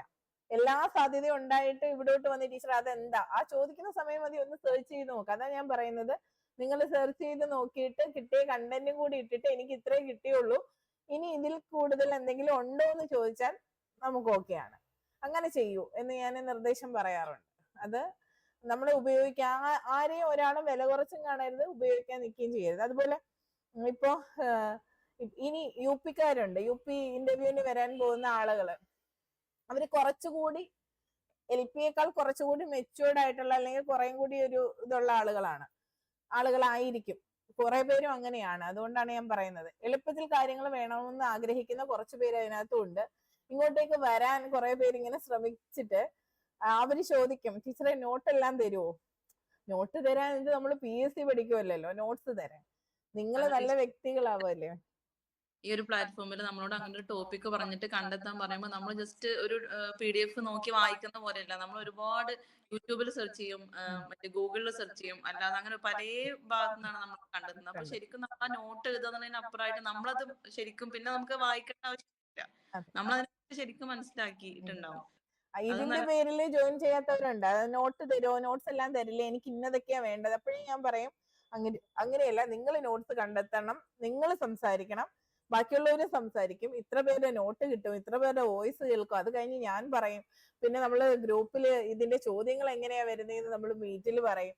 അപ്പൊ ഇതാണ് പ്രോസസ് എന്ന് പറയുമ്പോൾ ഇവിടുന്ന് പെട്ടെന്ന് കിട്ടില്ല എന്ന് മനസ്സിലായി അങ്ങ് പോവും. അതുപോലെ ഫീസ് നിങ്ങൾ നമ്മൾ നവംബർ തൊട്ട് ഇതുവരെ ഉള്ളവർക്ക് ഒരു ഫീസാണ്. അതുപോലെയാണ് 10 ദിവസം 12 ദിവസം വന്നാലും ഞാൻ അതിൽ മാറ്റം വരുത്താത്തത് അത്ര എഫേർട്ട് എടുക്കുന്നത് കൊണ്ട് ഞാൻ പറയും ഇതാണ് ഫീസ്, വരണമെങ്കിൽ വരാം. വരെ ആലോചിക്കേണ്ടത് എന്താ, നിങ്ങളുടെ ജോലി വലിയൊരു ഇൻവെസ്റ്റ്മെന്റ് ആണ് അല്ലേ? നമ്മളുടെ ജോലിയിൽ റാങ്കിനുള്ള മാർക്കാണ്. ആ മാർക്കിനാണ് ഇപ്പൊ ഈ ഒരു തുക ചെറിയൊരു തുകയായിട്ട് നിങ്ങൾ ചെയ്യുമ്പോൾ ഇത്രയും മാറ്റങ്ങൾ വരുന്നില്ലേ? ഞാൻ വിചാരിക്കുന്നത് അങ്ങനെ മനസ്സിലാക്കുന്നവര് വന്നാൽ മതി എന്നുള്ള രീതിയിലാണ് ഞാൻ വിചാരിക്കുന്നത്. നിങ്ങളെപ്പോലെ ക്വാളിറ്റി ഉള്ള കുറച്ച് പേര് വരട്ടെ, അവർക്ക് വേണ്ടി ടൈം. ഇപ്പം നമ്മളിൽ ഓൺ ടൈം ഫീസ് ആയതുകൊണ്ട് എന്നെ സംബന്ധിച്ച് ഞാൻ ഇങ്ങനെ ആലോചിക്കുന്നില്ല അവർ എത്ര മാസമായി എന്റെ കൂടെ, എന്നാ പിന്നെ അവരുടെ കയ്യിൽ നിന്ന് ഇത്ര രൂപയും കൂടെ മേടിക്കണ്ടേ എന്നുള്ളതൊന്നും അല്ല. നമ്മള് എത്ര മാസമായാലും ഈ ഒരു രീതി, എത്ര ദിവസമാണേലും അങ്ങനെ. പിന്നെ അതിൽ കൺസെഷൻ ഫ്രീ ആയിട്ട് വേണ്ടവർക്ക് ഫ്രീ ആയിട്ട് കൊടുത്തിട്ടുണ്ട്. കൺസെഷൻ വേണം എന്ന് നമുക്ക് അത്ര ഫീൽ ചെയ്തിട്ടുള്ളവർക്ക് അത് കൊടുത്തിട്ടുണ്ട്. അതിനപ്പുറത്തേക്ക് നിങ്ങളുടെ ആവശ്യമാണ് എന്ന് മനസ്സിലാക്കി ഇതുപോലെ നിൽക്കണം. പിന്നെ ടീച്ചർക്കൊന്നും ചോദിക്കാൻ ഒരാള് എന്നുള്ള അവസ്ഥയാണ്. കാരണം വീട്ടിലൊന്നും അങ്ങനെ ആരും എന്തെങ്കിലും സംശയങ്ങൾ ഈ രീതിയിൽ വന്നാലും, പക്ഷെ എനിക്ക് ആ ഒരു കാര്യത്തിൽ ഭയങ്കര ടീച്ചർ അന്നാ പോകുമ്പോടേണ്ട ഡ്രസ്സ് ആണെങ്കിലും അങ്ങനെ ഒരാള് നമ്മളോട് പറയാനും ഒരു അഭിപ്രായം പറയാനും ഉണ്ടായത് വലിയ കാര്യമാണ്. കാരണം എനിക്ക് അങ്ങനെ ചോദിക്കാൻ വേറെ ആരും ഇല്ല വീട്ടിൽ അങ്ങനെ. ഇപ്പൊ ഒരുപാട് പേരില്ലേ. ഇനിയാണെങ്കിലും എഡ്യൂക്കേഷൻ വൈസോ ഫാമിലി വൈസ് എന്തെങ്കിലും ഒരു സപ്പോർട്ട് വേണം, എന്തെങ്കിലും ഒരു തീരുമാനത്തിൽ ഒരു ഹെൽപ്പ് വേണമെന്ന് പറയുമ്പോൾ ഞങ്ങളെല്ലാം ഉണ്ട് കേട്ടോ. ചോദിക്കണം, എല്ലാവരോടും പറയണം. അപ്പൊ നമ്മൾ എടുക്കുന്ന എല്ലാ തീരുമാനവും ശരിയെന്നല്ല, ഒരു പക്ഷേ ഒരു സ്പാർക്ക് തരാൻ നമുക്ക് പറ്റുമായിരിക്കും, ഒന്നുകൂടി ഒന്ന് മാറ്റി ചിന്തിക്കാൻ. ഇപ്പൊ അങ്ങനെ ഒരു ടീച്ചറിന്റെ ഒരു ഇഷ്യൂസിലൂടെ ഇങ്ങനെ പോവാണ്. ഞാനും ആ ടീച്ചറും ഒന്നിച്ച് ഇങ്ങനെ സഞ്ചരിച്ച് അവരെ ഇങ്ങനെ മാറ്റിയെടുത്തോണ്ടേയിരിക്കുകയാണ്. അങ്ങനെ ഓരോ സമയം എനിക്ക് ഓരോരുത്തർ വരും ഇതിന്റെ ഇടയിൽ. അപ്പൊ സന്തോഷം ഷബ്ന ടീച്ചറെ വന്നതില്. ഒരുപാട് നന്ദിയുണ്ട് എല്ലാവരോടും, ഓരോരുത്തരോടും. അതായത് ഒരു കൂട്ടായ്മയാണല്ലോ, അപ്പൊ ഓരോരുത്തരുടെയും വോയിസ് ഒക്കെ ചിലപ്പോ ഞാൻ പോസ് ചെയ്ത് നോട്ട് ചെയ്ത് പിന്നെ വെക്കാറുണ്ട്. അപ്പൊ എല്ലാവരും ഇത് ഹെൽപ്ഫുൾ ആയിട്ടുണ്ട്.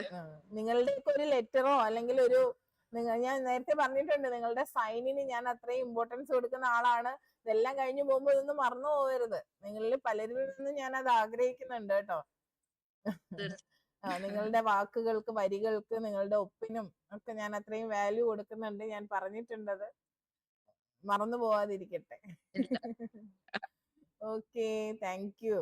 ഇനി റുക്സാന ടീച്ചറെ ടീച്ചറെ സംസാരിക്കാം. ഒരു മിനിറ്റ് ടീച്ചറെ, മോളൊന്ന് കൊണ്ടാക്കട്ടെ.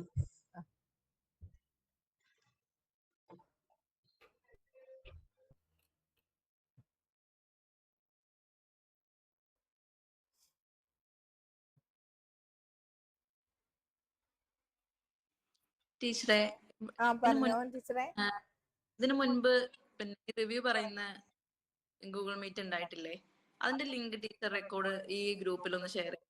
അതായത് ആ ടീച്ചേഴ്സിന്റെ എക്സ്പീരിയൻസ് എങ്ങനെ ഉണ്ടായിരുന്നു, ഒരുമിച്ചുണ്ടായിരുന്നവരല്ലേ? അതെ, ഞാൻ എല്ലാം കൂടി ആക്കിയിട്ടേ ടീച്ചറെ. ഞാനിത് ഒന്നിച്ചാക്കണോ സെപ്പറേറ്റ് ആക്കണോ എന്ന് ഈ ലെങ്ത് അനുസരിച്ചൊന്ന് ചെയ്യാന്ന് വിചാരിച്ചിരിക്കുക.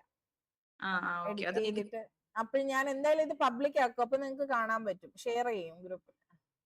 ശരി ടീച്ചർ. ഓക്കെ. സുന്ദരിക്കുട്ടി എന്ത് പറയുന്നു? കുഞ്ഞൊക്കെ സുഖമായിട്ടിരിക്കുന്നോ? സുഖാണ്, എല്ലാവർക്കും കുഴപ്പമൊന്നുമില്ല. ഓക്കെ, എന്താണ് സന്തോഷാണോ?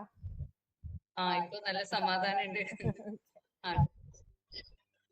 ഇന്റർവ്യൂവിന്റെ ഇത് പറയുകയാണെങ്കിൽ അതിനെ കുറിച്ച് ആലോചിക്കുമ്പോ ഭയങ്കര സമാധാനം. എന്താവും എങ്ങനെയാവും അറിയില്ലായിരുന്നു. കുറച്ച് ദിവസമല്ലേ ഇവിടെ ഉള്ളായിരുന്നു. അപ്പൊ ഏതായാലും അറിയുന്നത് വെച്ച് പറയാന്ന് വിചാരിച്ചു പോയി. അപ്പൊ എനിക്ക് അറിയാവുന്ന ചോദ്യങ്ങളാണ് ചോദിച്ചത്. അതുകൊണ്ട് അറിയാവുന്ന പോലെ പറഞ്ഞു. ചോദ്യങ്ങൾ ഞാൻ ടീച്ചർ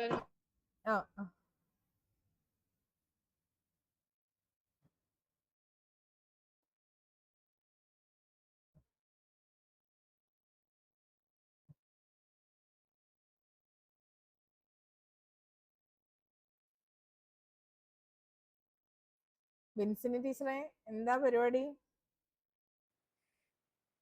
പ്രത്യേകിച്ചൊന്നുമില്ല. നോയമ്പൊക്കെ തുറന്നിട്ട് ഇവിടെ എനിക്ക് പെട്ടെന്ന് ഓർമ്മ വന്നു കേട്ടോ. 7:15 ഓർമ്മ വന്നത് ഇങ്ങനെ ഉണ്ടല്ലോ എന്ന്. അതുകൊണ്ട് കുറച്ചൊന്ന് താമസിച്ചു.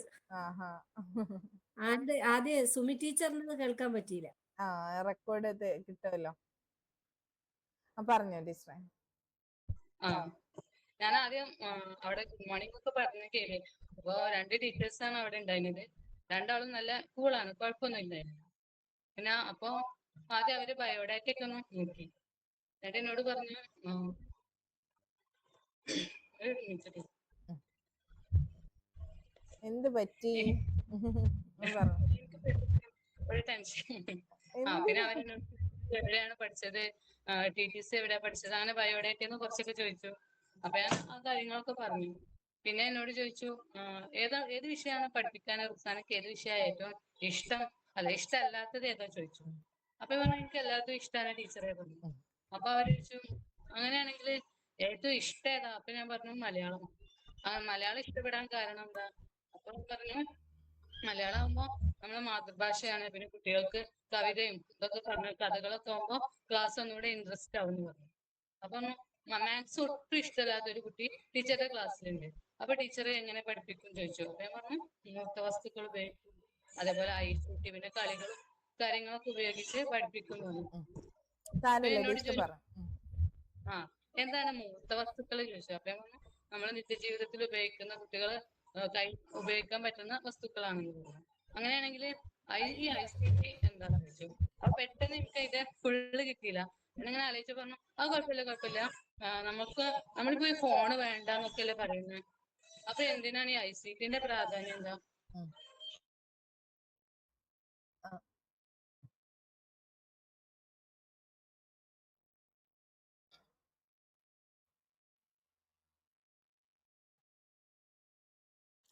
ഷിഫ ടീച്ചറെ സംസാരിച്ചോളൂ. സോറി ഇവിടെ ഒരാള് ഞാൻ വിചാരിച്ചു ലെഫ്റ്റ് ആയി എന്നാ. ഡ്രസ്സൊക്കെ മാറ്റി അവളെ കൊണ്ടുപോകാതെ പോവാണോ എന്നുള്ളൊരു ടെൻഷൻ. അപ്പൊ അവരെന്നോട് ICT നമ്മള് മൊബൈലുകളൊക്കെ വേണ്ടെന്ന് പറയുന്ന ഈ കാലഘട്ടത്തില് എന്തിനാണ് കുട്ടികളെ നമ്മള് പിന്നെ ക്ലാസ്സൊന്നും വീണ്ടും ICT എന്തിനാന്ന് ചോദിച്ചു. അപ്പൊ ഞാൻ പറഞ്ഞു പല അനുഭവങ്ങളും ക്ലാസ് റൂമിൽ നൽകാനും നമുക്ക് ICT ഉപയോഗിക്കാം എന്ന് പറഞ്ഞു. അപ്പൊ അവര് എന്നോട് ഇങ്ങനെ ചോദിച്ചു അങ്ങനെയാണെങ്കിൽ ക്ലാസ്സിൽ ICT പോരെ, ടീച്ചർ എന്തിനാണ്, ടീച്ചർ ആവശ്യമുണ്ടോ ക്ലാസ് റൂമിൽ ചോദിച്ചു. അപ്പൊ ഞാൻ പറഞ്ഞു ക്ലാസ് റൂമിൽ ഓരോ കുട്ടീനെയും തിരിച്ചറിഞ്ഞ് അവർക്ക് വേണ്ട പരിഹാരങ്ങളൊക്കെ നിർദ്ദേശിക്കാനെല്ലാം ഒരു ടീച്ചർക്കേ സാധിക്കുള്ളൂ പറഞ്ഞു. അപ്പൊ ആ ആൻസർ അവർക്ക് സാറ്റിസ്ഫൈഡ് ആയിരുന്നു. പിന്നെ എന്നോട് ചോദിച്ച് ഒരു വർഷത്തില് എത്ര ആഴ്ചകളുണ്ട് ചോദിച്ചു. അപ്പൊ എനിക്കത് പെട്ടെന്ന് കിട്ടിയില്ല. അപ്പൊ അവര് പറഞ്ഞോ കുഴപ്പമില്ല, അടുത്ത ചോദ്യം ചോദിച്ചു എന്തിനാണ് ഒരു ചെടിക്ക് പൂക്കൾ എന്തിനാണെന്ന് ചോദിച്ചു. അപ്പൊ ഞാൻ പറഞ്ഞു ആ ചെടീന്റെ പ്രത്യുൽപാദന അവയവമാണ് പൂക്കള്, അതിന് അടുത്ത തലമുറ ഉണ്ടാവാനൊക്കെ ആവശ്യമാണ്. അത് മാത്രമേ ഉള്ളൂ ചോദിച്ചത്. അല്ല ആ ചെടിക്ക് ഭംഗിയൊക്കെ അതെ. ഇതേപോലെ കുട്ടികൾ ചോദിക്കുമ്പോ ഇതേപോലെ വ്യത്യസ്തമായ മറുപടികൾ പറയണം, അതാണ് അതിന്റെ ശരിയെന്ന്. എന്നിട്ട് താങ്ക് യു പറഞ്ഞ് ഇതായി. അപ്പൊ എനിക്ക് ഭയങ്കര സമാധാനം. എനിക്ക് അറിയുന്ന കാര്യം പറയാം, എന്തെങ്കിലുമൊക്കെ ഒന്നും അറിയാത്ത അവസ്ഥയിൽ നിന്ന് എന്തെങ്കിലുമൊക്കെ പറയാൻ സാധിച്ചു തോന്നി. ഒരുപാട് സന്തോഷം ടീച്ചർ. ഒരുപാട് പരിമിതികൾ ഉണ്ടായിരുന്നു. ഹലോ വാവേ, ഹായ് ഹായ്, സുഖാണോ? ടീച്ചേഴ്സിൽ വന്നതുകൊണ്ടാണ് എനിക്ക് ഇത്രയെങ്കിലും പറയാൻ കഴിഞ്ഞു. എനിക്ക് അത്രേ ഉണ്ടായിരുന്നുള്ളൂ. എനിക്ക് 14 മാർക്ക് വേണം അങ്ങനെയൊന്നുമില്ല. അവിടുന്ന് ഞാൻ വരുമ്പോ ഒരിക്കലും ഡൗൺ ആയിട്ട് വരരുത്, അത്ര മാത്രമേ ഉള്ളൂ. അതിന് പറ്റി, അതിന് വലിയ സമാധാനം. അതെ, അതിന്റെ ഇടയ്ക്കുണ്ടായ പ്രശ്നങ്ങളും കുഞ്ഞിന് പെട്ടെന്ന് വയ്യാതായി, നമ്മൾ ആകെ ടെൻഷനായി പോയി. എനിക്ക് എന്താ പറയാ, ടീച്ചറിനൊക്കെ പറഞ്ഞാല് കുറച്ച് ദിവസമേ പരിചയമുള്ളൂ. പക്ഷെ എന്നാലും എന്റെ ഏറ്റവും അടുത്ത ആൾക്കാരിലാണ് ഇപ്പൊ ടീച്ചറുള്ളത്. അതേപോലെ മിൻസീന ടീച്ചറെ എടുത്ത് പറയുകയാണെങ്കിൽ ടീച്ചർക്ക് എന്നെ അറിയില്ല, ഞാൻ എവിടെയെന്ന് അറിയില്ല, എന്റെ ക്യാരക്ടർ അറിയില്ല, ഒന്നും അറിയില്ല. എന്നിട്ട് ഞാനൊരു കാര്യം ചോദിച്ചപ്പോ ടീച്ചർ എത്ര ചോദ്യമാണ്, എത്ര സമയമാണ് എനിക്ക് വേണ്ടി മാറ്റി വെച്ചത് ആലോചിക്കുമ്പോൾ ഞാനൊക്കെ ആണെങ്കിൽ ചിലപ്പോ അങ്ങനെ ചെയ്യുമെന്ന് പോലും അറിയില്ല. ഇനി ചെയ്യണം, കാര്യം നമുക്ക് ഇത്രയും ഹെൽപ്പ് കിട്ടിയപ്പോ ഇനി നമ്മളോട് ആരെങ്കിലും ചോദിച്ചാല് നമ്മൾ അവർക്ക് അത് കൊടുക്കണം, അല്ലേ? അയ്യോ വാവേ വാവേ ടീച്ചറെ ഇവിടെ വന്നപ്പോ ഞാൻ എന്റെ ലക്ഷ്യം ഒരു മാർക്ക് വാങ്ങാന്ന് മാത്രമായിരുന്നു. പക്ഷെ ഇവിടെ വന്നതിന് ശേഷം എനിക്ക് ഒരുപാട് കാര്യം കിട്ടി. എന്റെ മെന്റാലിറ്റിനെ മാറി, ഇങ്ങനെ ഒരു നല്ല ടീച്ചർ ആവണം എന്നുള്ളൊരു ഒന്നുകൂടി സ്ട്രോങ് ആയി. നോക്കുന്ന ഒരാള്. ഒരു കാര്യം പറയട്ടെ, ഞാന് യഥാർത്ഥത്തിൽ ഇന്ന് കയറിയെന്ന് പറഞ്ഞാല് ഒരുപാട് പേര് നമ്മൾ കാണുന്നില്ല, സംസാരം മാത്രമേ കേൾക്കുന്നുള്ളൂ. ഇവിടെ ഇങ്ങനെ പറയുമ്പോ എന്തായാലും ഒരു വീഡിയോ ഓൺ ആക്കുമല്ലോ, അത് കാണാനും കൂടെ കയറിയത്. റുക്സാന ടീച്ചറിനെ ഞാൻ ഒരിക്കലും കണ്ടിട്ടില്ല. അയ്യോ, ഒരു DP ടീച്ചറിന്റെ ഇതുണ്ടായിരുന്നല്ലോ, ടീച്ചറിന്റെ ഇന്റർവ്യൂ മോക്ക്. ഞാൻ അന്ന് കയറിയില്ലായിരുന്നു, ഇല്ലായിരുന്നു. ആ ഇന്ന് ആദ്യമായിട്ടാ ഇങ്ങനെ ആളിനെ കാണുന്നത്. പക്ഷെ ഷബ്ന ടീച്ചറിനെ ഒക്കെ കണ്ടിട്ടുണ്ട്. ടീച്ചറിന്റെ ക്ലാസ് കയറിയായിരുന്നല്ലോ. ഓക്കെ. ഒരു സന്തോഷം നിങ്ങളുടെ വാക്കുകൾക്കൊക്കെ. അതെ അതെ. എല്ലാരോടും അമൃതയുടെ പേരിലുള്ള നന്ദി അറിയിക്കുകയാണ്. അമൃതയും വോയിസ് ഇടാറുണ്ട്. അപ്പൊ അതിന് എല്ലാവരോടും പിന്നെ എല്ലാ ടീച്ചേഴ്സിനും നല്ല ഭാവി ഉണ്ടാവട്ടെ എന്ന് ആശംസിക്കുന്നു. Thank you. ഈ ബന്ധങ്ങൾ ഇതുപോലെ നിലനിൽക്കട്ടെ. ഗ്രൂപ്പിനകത്ത് നിൽക്കുക. എന്താവശ്യം ഉണ്ടെങ്കിലും ആ ഗ്രൂപ്പിലൂടെ നമ്മള് കൂടെ ഉണ്ടാവും. ഓക്കെ, ശരിയടാ. എന്നാ കുഞ്ഞിനെ നോക്കിക്കോ, ആള് ഇച്ചിരി ഡിസ്റ്റർബ്ഡ് ആയിട്ടിരിക്കല്ലേ. ശരി. ഷിഫി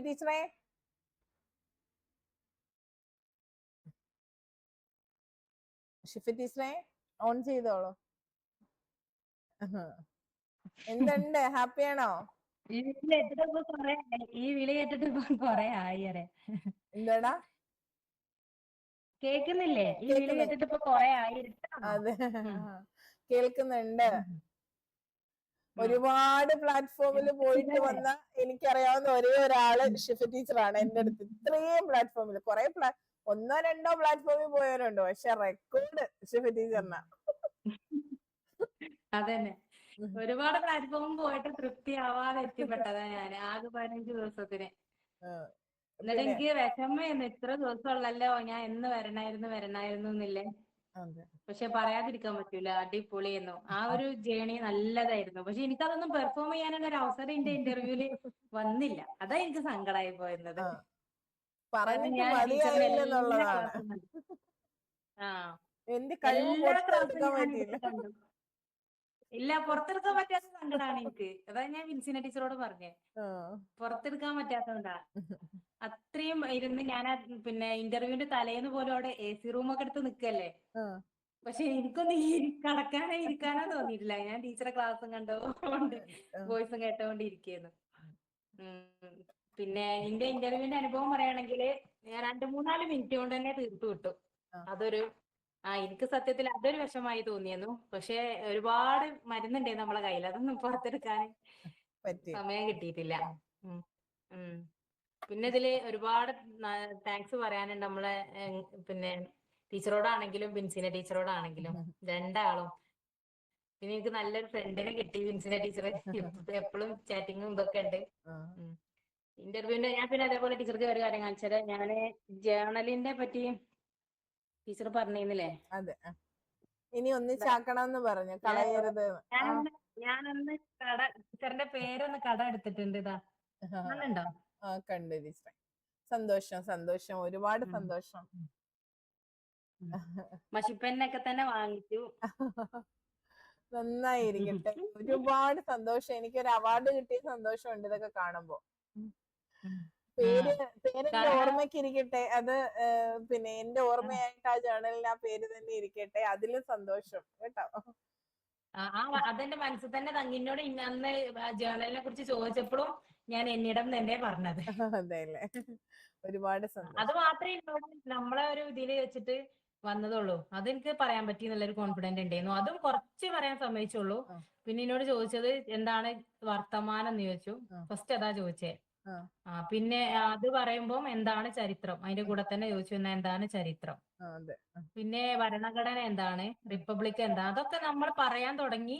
ഇങ്ങനെ ഇപ്പോ രാഷ്ട്രത്തിന്റെ നിയമങ്ങളാണ് ഭരണഘടന, അത് പറയാൻ പോത്തിന് അടുത്ത ക്വസ്റ്റ്യൻ വന്നു കഴിഞ്ഞു. അത് അറിയാവുന്നവർക്ക് ധാരണയായി, അതുകൊണ്ടാണ്. അല്ലാതെ ടീച്ചറിൽ എന്തെങ്കിലും കുറവുണ്ടായിട്ടോ ഒന്നുമല്ല. അറിയാം, ഇത് ചോദിച്ചാൽ ആ കൊച്ചിനെ അറിയാം. ഇത്രയും പറയുമ്പോഴേ അറിയാം ബാക്കി പറയാൻ പോകുന്നത് എന്താണ്. എന്നാ പിന്നെ സമയം കളയണ്ട. അപ്പൊ നമുക്ക് ആ സുഖം കിട്ടിയില്ല, നമ്മൾ ഇത്രയും പ്രിപ്പയർ ചെയ്ത്. അതേപോലെ അതാണ് എനിക്ക് സങ്കടമായത്. കാരണം ഒന്നും അറിയാതെ ചിലരുണ്ട് പഠിക്കാതെ അല്ലെങ്കിൽ ഒരു ഇതും ചെയ്യാതെ പോയിട്ട് വരുമ്പോ അവര് പറയും സുഖമെന്ന്. അപ്പുറത്തെ ബോർഡില് അപ്പൊ നല്ല മൊത്തത്തിൽ നോക്കുകയാണെങ്കിൽ പഠിക്കാതെ പോകുന്നവർക്ക് സുഖമാണ്. കാരണം എന്താ വെച്ചാൽ എന്തെങ്കിലുമൊക്കെ പറഞ്ഞ് ഒപ്പിച്ച് പോരുകയാണ്. നമ്മൾ അങ്ങനെയല്ല. ഞാൻ ടീച്ചർ, എനിക്ക് തോന്നുന്നു ടീച്ചർ എല്ലാ ജില്ലകളിലും വന്ന ക്വസ്റ്റ്യൻസ് മൊത്തം ക്വസ്റ്റ്യൻ ആൻസറും ചെയ്തിട്ടുണ്ടെന്ന്. അതൊക്കെ ഞാൻ ഇരുന്ന് കാണുകയും ചെയ്തു. അപ്പൊ നമുക്കൊരു ധാരണയായിരുന്നു. പക്ഷെ അതിന് ഒരു ക്വസ്റ്റ്യൻ പോലും അവര് സബ്ജക്ട് ഓറിയന്റഡ് ആയിട്ട്, എന്നാൽ ഷിഫ ടീച്ചറിനോട് അത് ചോദിക്കേണ്ട കാര്യമില്ല. അല്ലാതെ ഡിഗ്രി ഒന്നും എടുക്കാത്തതുകൊണ്ട് പിന്നെ അങ്ങനത്തെ വിഷയാധിഷ്ഠിതമായിട്ട് വല്ലാതെ ഞാൻ നോക്കിയിട്ടുമില്ല. അത് ആ ബോർഡ് അംഗത്തിന്റെ ഏരിയയിൽ നിന്ന് അവര് ചോദിച്ചു, അത്രേ ഉള്ളൂ. അത് പറഞ്ഞിട്ടും എന്താ കേൾക്കാൻ പോലും അവർക്ക് സമയമില്ല. അടുത്തടുത്ത ക്വസ്റ്റ്യൻസ് ഇങ്ങനെ കറക്റ്റ്. അതാണ് ഞാൻ വിചാരിക്കും ഈ 3-4 മിനിറ്റ് കൊണ്ട് അവര് നമ്മളെങ്ങനെയാണ് നമ്മളെ പെർഫോമൻസ് നമ്മളെ കാര്യം അളക്കണമെന്ന് ഞാൻ വിചാരിച്ചു. പിന്നെ ആ ഒരു ചോവരിലുള്ള പ്ലഗിനെ കുറിച്ച് ചോദിച്ച സമയത്ത് ബ്ലാങ്ക് ആയി പോയി സത്യത്തില്. ഞാൻ എന്താ ഇതൊക്കെ വരുന്നത്, അപ്പൊ ഞാൻ അറിയില്ല എന്ന് പറയുകയും ചെയ്തു. ക്ഷമിക്കണം മാഡം, എനിക്ക് അറിയില്ല. ആ ചുവരിലൊരു പ്ലഗ് കണ്ടോ എന്ന് ചോദിച്ചു. അതിന് 3 ഹോൾ ഉണ്ടല്ലോ, അതെന്തിനാ സൂചിപ്പിക്കുന്ന എന്റെ കിളി അപ്പൊ പോയി. ഞാൻ പെട്ടെന്ന് ഒരു ബ്ലാങ്ക് ആയ അവസ്ഥ. കാരണം മിനിറ്റിന് ഉത്തരം പറയും വേണം. അപ്പൊ ഞാൻ പെട്ടെന്ന് ഞാൻ അതിനെ കുറിച്ച് ഫിസിക്സിലോട്ട് എങ്ങാനും പോയാലോ എന്നൊക്കെ ഓർത്ത് അറിയില്ല എന്നാന്ന് പറഞ്ഞു. അപ്പൊ പിന്നെ അവിടെ തീരും ചെയ്തു. പിന്നെ എന്നോട് ഒരു ചോദ്യം ചോദിച്ചത് പാകിസ്ഥാന് സ്വാതന്ത്ര്യം കിട്ടിയെന്നാന്ന് ചോദിച്ചു.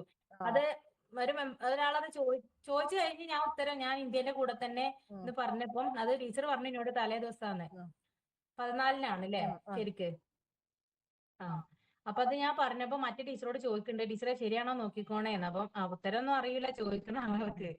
അപ്പൊ മറ്റേ ആളോട് നോക്കാനൊക്കെ പറയുന്നുണ്ട്. കാരണം എന്തൊക്കെയോ ചോദിച്ചു വിടുക എന്നുള്ള ഒരു രീതി.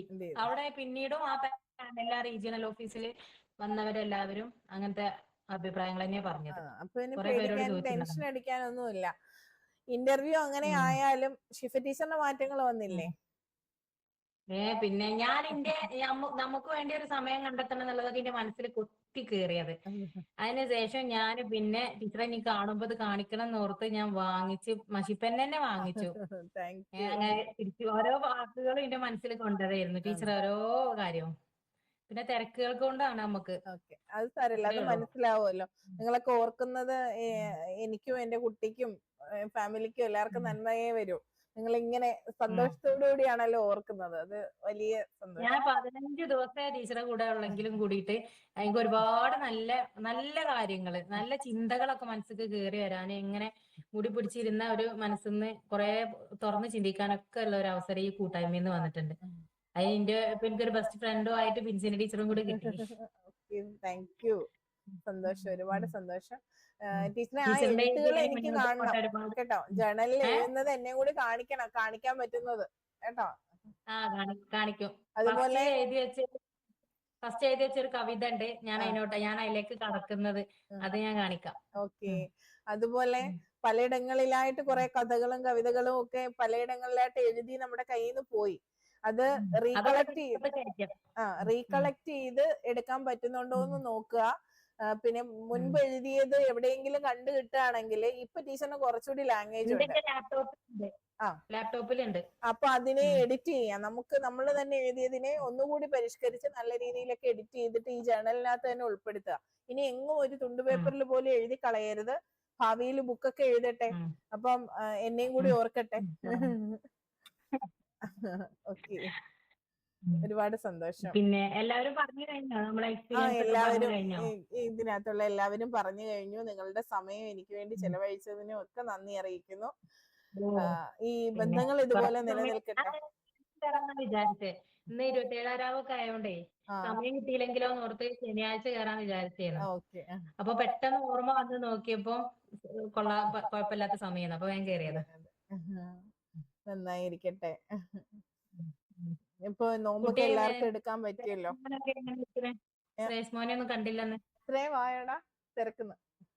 മോനെ വിളിക്കുന്നു, ഫോൺ കട്ട് ചെയ്യും. മോനെ ഒരാൾക്ക് കാണണം. എക്സാം ഒക്കെ കഴിഞ്ഞു. ടീച്ചറിനെ കാണണം. ഹായ് ഹായ് വര. എന്താ പണി? എന്താ പരിപാടി? എക്സാം ഒക്കെ എങ്ങനെയുണ്ട്? സുഖണ്ടേന്നോ? എക്സാം എങ്ങനെ ഉണ്ടായിരുന്നു? അറബിക്കൊക്കെ നന്നായിട്ട് എഴുതി. അറബിക്കിന് എന്റെ മോനെ ഒരു പൊതുവിദ്യാലയത്തില് പിന്നെ അറബിക്ക് അവന് പഠിക്കാൻ പറ്റില്ല എന്നൊക്കെ പറഞ്ഞു. അവനൊരു കോൺഫിഡൻസ് ഇല്ലാതെ അവിടെ നിന്ന് മാറ്റി മറ്റൊരിടത്തേക്കൊക്കെ പോയതാണ്. പിന്നെ എന്തായാലും ഹെൽപ്പിന് സ്ഥിരാധ്യാപിക അവിടെ ഇല്ല. അപ്പൊ അടുത്തുള്ള ഒരു ടീച്ചർ, അത് പൊതുവിദ്യാലയത്തിൽ തന്നെ പഠിപ്പിക്കുന്ന ഒരു ടീച്ചറിന്റെ സഹായം കിട്ടി. അങ്ങനെ നന്നായിട്ട് എക്സാമൊക്കെ എഴുതിയിട്ട് നിൽക്കുകയാണ് അറബിക്ക്. എല്ലാ ഭാഷയും അറിയട്ടെ. പഠിക്കട്ടെ. അതന്നെ. ചെറിയ പഠിച്ചെടുക്കാൻ മക്കളാകുമ്പോഴേ അവർക്ക് പെട്ടെന്ന് പഠിക്കാൻ കഴിയുകയും ചെയ്യും. നമ്മൾ വിചാരിക്കുന്ന പോലെയല്ല. അതെ അതെ, പെട്ടെന്ന് അവര് പഠിച്ചെടുക്കുകയും ചെയ്യും. ഭാഷ നല്ല ബുദ്ധിവികാസത്തിന് നല്ലതാണ്. പല ലാംഗ്വേജസ് പഠിക്കുന്നതേ.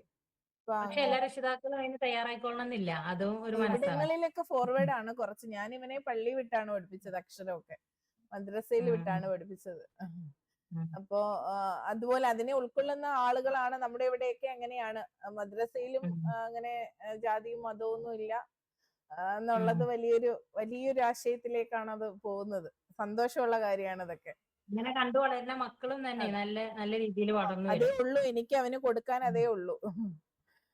ഇങ്ങനെ വളരട്ടെ. അത് കുഞ്ഞൊക്കെ ആവുന്നതിന് മുമ്പേ ഞങ്ങൾ തീരുമാനിച്ച കാര്യമാണിത്. അപ്പൊ അന്ന് ഞാൻ ഇങ്ങനെ പറയായിരുന്നു, എനിക്ക് പറ്റുമെങ്കിൽ ഇങ്ങനെ വിടണം. കാര്യം ബാക്കിയൊക്കെ നമുക്ക് റീച്ചബിൾ ആണ്. ഈ അടുത്ത ഒരു ക്രിസ്ത്യൻ പള്ളിയൊക്കെ ഉണ്ട്, ഞങ്ങളൊക്കെ അവിടെ പോവും, അല്ലാതെയും പോവും. അപ്പം നമ്മളിലെ വലിയ വിശ്വാസങ്ങൾ നമുക്കില്ല. പക്ഷെ എല്ലാം ഒന്നൊന്ന് മറ്റുള്ളവരുടെ വിശ്വാസത്തെ നമ്മൾ മാനിക്കാൻ പഠിക്കുക എന്ന് പറയുന്നത്, അത് എത്തിച്ചു കൊടുക്കാൻ ഭയങ്കര പാടാ കുഞ്ഞുങ്ങളിലേക്ക്. അതെ. അപ്പൊ ഒന്ന് ഈ ക്രിസ്ത്യൻ പള്ളി ഞങ്ങളുടെ ഈ ഒരു പ്രദേശത്തിന്റെ തന്നെ എല്ലാവരുടെയും ഒരു സ്വത്താണ്. അവിടെ ഇങ്ങനെ ജാതി മതം ഇല്ലാതെ എല്ലാവരും പോകും. പക്ഷെ ഇങ്ങനെ ഒരു മുസ്ലിം പള്ളിയിലേക്ക് നമുക്ക് ചെന്നാലേ അവരുമായിട്ടുള്ള ഒരു കണക്ഷൻ അത് കിട്ടാൻ പറ്റും. അപ്പൊ അങ്ങനെ എന്തായാലും എന്റെ ആ ആഗ്രഹം കൊണ്ടായിരിക്കും, വർഷങ്ങളായിട്ടുള്ള ഒരു ആഗ്രഹമായിരുന്നു. അതുകൊണ്ട് അവനും അതൊന്ന് അനുഭവിച്ചറിയാനും പോവാനും ഒക്കെ പറ്റി. വലിയ പരിഗണനയാണ് അവിടെയൊക്കെ. അമ്മ അവന്റെ ഭാഗ്യാണ്. അതെ, അവൻ എന്റെയും. ഇതിനൊക്കെ സപ്പോർട്ടായി നിൽക്കുന്ന ഒരാളും കൂടിയുണ്ട്. ഞങ്ങളുടെ എല്ലാ കുരുത്തക്കേടിനും സപ്പോർട്ട്. ഏറ്റവും വലിയ സപ്പോർട്ട് അതന്നെ. അതെ അതെ അതെ, തീർച്ചയായിട്ടും. എല്ലാവർക്കും അങ്ങനെ ആവട്ടെ. ഒരുപാട് സന്തോഷം വന്നവർക്ക്. ഇടയ്ക്കൊക്കെ വോയിസുകൾ നമ്മുടെ ആ ഗ്രൂപ്പിലൊക്കെ ഇടുക കേട്ടോ. ആയിക്കോട്ടെ. അല്ലേ വിൻസെന്റ് ടീച്ചറെ? അതെ അതെ, ആരും അതിനകത്ത് അനങ്ങുന്നില്ല. ഇനി ഇടയ്ക്കിടയ്ക്ക് ഒന്ന് പുകച്ച് പുറത്തേ അടിക്കണമല്ലേ. അതെ അതെ. ടീച്ചർ ഒന്ന് വീഡിയോ ഓൺ ആക്കുവോ? എല്ലാവരും ടീച്ചറിന്റെ കാര്യം പറഞ്ഞിട്ട്. വിൻസെന്റ് ടീച്ചർ എന്താ വീഡിയോ ഓൺ ആക്കാത്ത? ഒരുങ്ങിയില്ല. ഞാൻ എങ്ങനെയൊക്കെ ഇരിക്കുന്നതെന്ന് എനിക്ക് തന്നെ അറിയാൻ വയ്യ. കിടക്കുമായിരുന്നു, ഒന്ന് എഴുന്നേറ്റിരിക്കാം. ഇനിയിപ്പൊ എന്തോ ആവാല്ലേ. നേരത്തെ ആണെങ്കിൽ നമ്മള് പറയും ഒരുങ്ങിയിരിക്കണം, സുന്ദരിമാരായിട്ട് കിടന്നാക്കും ഇത്രയും സൗന്ദര്യം ഒന്ന് കേട്ടോ. Natural beauty. വിൻസിനി ടീച്ചർ എന്ന് എല്ലാരും പറയുമ്പോ ടീച്ചറിന്റെ വീഡിയോ അവരൊന്ന് കാണണ്ടേ, ടീച്ചറെ കാണണ്ടേ? അതെ അതെ. അല്ല, എനിക്കിപ്പോ ഭയങ്കര സന്തോഷം. കാരണം എല്ലാവരും നമ്മളെ ഓർക്കുന്നുണ്ടല്ലോ. ടീച്ചറിനെ എന്തായാലും ഓർക്കും, അത് നമ്മൾ പ്രത്യേകം പറയേണ്ട കാര്യമില്ല. എന്നാലും നമ്മളോട് ചോദിക്കുമ്പോ എന്തെങ്കിലും വോയിസോ എന്തെങ്കിലും കാര്യം പറയുന്ന അവരുടെ മനസ്സിലത് തട്ടുന്നുണ്ടല്ലോ. പിന്നെ തീർച്ചയായിട്ടും ഭയങ്കര സന്തോഷം അത്. പക്ഷെ നിങ്ങളൊക്കെ സമയം എടുത്ത് നമ്മൾക്ക് പറഞ്ഞു തരുന്നതേ അത് വലിയൊരു മനസ്സാണ്. അപ്പൊ അത് ഓർക്കാതിരിക്കാൻ പറ്റൂല. പക്ഷെ തൽക്കാലം എക്സാം വരെയാണ് നിർത്തിയാൽ മതി. അതെ അതെ അതെ. ടീച്ചർ ക്ലാസ് കണ്ടുവരും. ഞാനൊക്കെ ഇപ്പൊ യൂട്യൂബില് ജസ്റ്റ് കണ്ടുപോയിട്ട് പിന്നെ തെരഞ്ഞു കണ്ടുപിടിച്ച് വന്നതാണ്. അങ്ങനെ വരും, അതേപോലെ വരും, വരാതിരിക്കൂല. ആവശ്യമുള്ളവര് വരട്ടെ. ഞാന് വലിയ എഫേർട്ട് എടുക്കുന്നില്ല, അതാണ് സത്യം. പലരും അന്വേഷിക്കുമ്പോഴേ ഞാൻ ഇച്ചിരി കടുംപിടുത്തം പിടിച്ച് ഇങ്ങനെ നിൽക്കുന്നത്, എനിക്കിത് വേണോ വേണ്ടയോ എന്നുള്ള ഒരു ഇതുണ്ട് മൈൻഡില്. പക്ഷെ യുപിക്ക് വന്ന കുട്ടികളെ നിങ്ങൾക്ക് കൊടുത്തതുപോലെ വരുന്നവരെ എന്തായാലും അടക്കി വിടത്തില്ല. അവരുടെ കാര്യം കഴിഞ്ഞിട്ട് അവരെ വിടൂ. അത് ഞാൻ ചെറിയ പ്ലാറ്റ്ഫോമിലൊക്കെ എന്താന്ന് വെച്ചാൽ റെക്കോർഡഡ് ആയിട്ട് കുറെ ക്ലാസ്സും തന്ന് നമ്മളെ അടുത്ത് നിന്ന് പൈസയും പിരിച്ച് പിന്നെ ഇടുന്നു. അത് എന്നിട്ട് പോലും അതിനകത്ത് എത്ര പേരാ കയറി കൂടിയിട്ടുള്ളത്. ഒരു ഗുണവും ചിലപ്പോ കിട്ടുന്നുണ്ടാവില്ല. പക്ഷെ എന്നാലും ആർക്കും പരാതിയും ഇല്ല, അതിനകത്ത് തന്നെ ചേർന്നിരിക്കുന്നു. അപ്പൊ നമ്മളെ ശരിക്കും നമുക്ക് നിങ്ങൾ തരുന്ന ഈ ഒരു രീതിയാണ് എനിക്ക് ഇഷ്ടപ്പെട്ടത്. കാരണം നമ്മൾ തന്നെ സെർച്ച് ചെയ്യുന്ന, നമ്മൾ തന്നെ അങ്ങോട്ടും ഇങ്ങോട്ടും പറയുന്ന ഇടുന്ന. ഇനിയിപ്പോ നമുക്ക് അറിയാത്ത കാര്യങ്ങൾ മറ്റുള്ളവർ ഷെയർ ചെയ്യുമ്പോൾ അതിൽ നിന്ന് കുറെ കാര്യങ്ങൾ പഠിക്കാൻ പറ്റണേ. അതൊക്കെ വളരെ ഒരു ഇതായിരുന്നു എനിക്ക്. അതുകൊണ്ടാണ് ഞാൻ ഇതില് കടന്നത്. ഓക്കെ ടീച്ചറേ, അപ്പോ ഇന്ന് ക്ലാസ് ഇവിടെ അവസാനിപ്പിക്കുന്നു. വിൻസിൻ ടീച്ചറെ, നോമ്പൊക്കെ തുറന്നതിന്റെ ക്ഷീണമാണോ? അതെ അതെ, ഇത്രയും ദിവസം കണ്ടിന്യൂസ് ഞാൻ ഒരെണ്ണേ ഇതുവരെ ഞാൻ വിട്ടോളൂ. അതെ. അതിന്റേതായ ക്ഷീണമുണ്ട്, ബാക്കിയെല്ലാം എത്തിക്കണം. അതെ. അപ്പൊ ശരി, എല്ലാവർക്കും നല്ല ഭാവിയും നേരുന്നു. അപ്പൊ നന്നായി ഇരിക്കട്ടെ, സന്തോഷമായിട്ടിരിക്കുക, അവനവന് വേണ്ടി സമയം ചെലവഴിക്കുക. ഇപ്പൊ ഇവിടുന്ന് കിട്ടിയോ ഒന്നും തന്നെ കൈവിടാതിരിക്കുക, എല്ലാം മൈൻഡിൽ വെക്കുക. ദിവസവും ഒരു 5 മിനിറ്റോ 10 മിനിറ്റോ ആണ് ഞാൻ നിങ്ങൾക്ക് വേണ്ടി സ്പെൻഡ് ചെയ്യാൻ പറഞ്ഞിട്ടുള്ളത്. ആ സമയം നിങ്ങൾ ഓർക്കുക, എന്നോട് എന്റെ ടീച്ചർ ഇങ്ങനെയാണ് പറഞ്ഞിട്ടുള്ളത് എന്ന് നിങ്ങൾ ഓർത്ത്, ഞാൻ വഴക്ക് പറയുന്നത് ഓർത്ത് പോയി ഇരുന്നോണം ഏതെങ്കിലും ഒരു 5 മിനിറ്റ്. അത് കൃത്യം ആ സമയം ആകുമ്പോഴത്തേക്ക് അലാം അടിക്കുന്നത് പോലെ നിങ്ങൾ നിങ്ങളുടെ ടൈം കണ്ടെത്തിയേക്കണം. ചുറ്റുമുള്ളതെല്ലാം അതിനനുസരിച്ച് പരുവപ്പെട്ടോളും കേട്ടോ. ശരി. Okay, thank you teacher. Okay.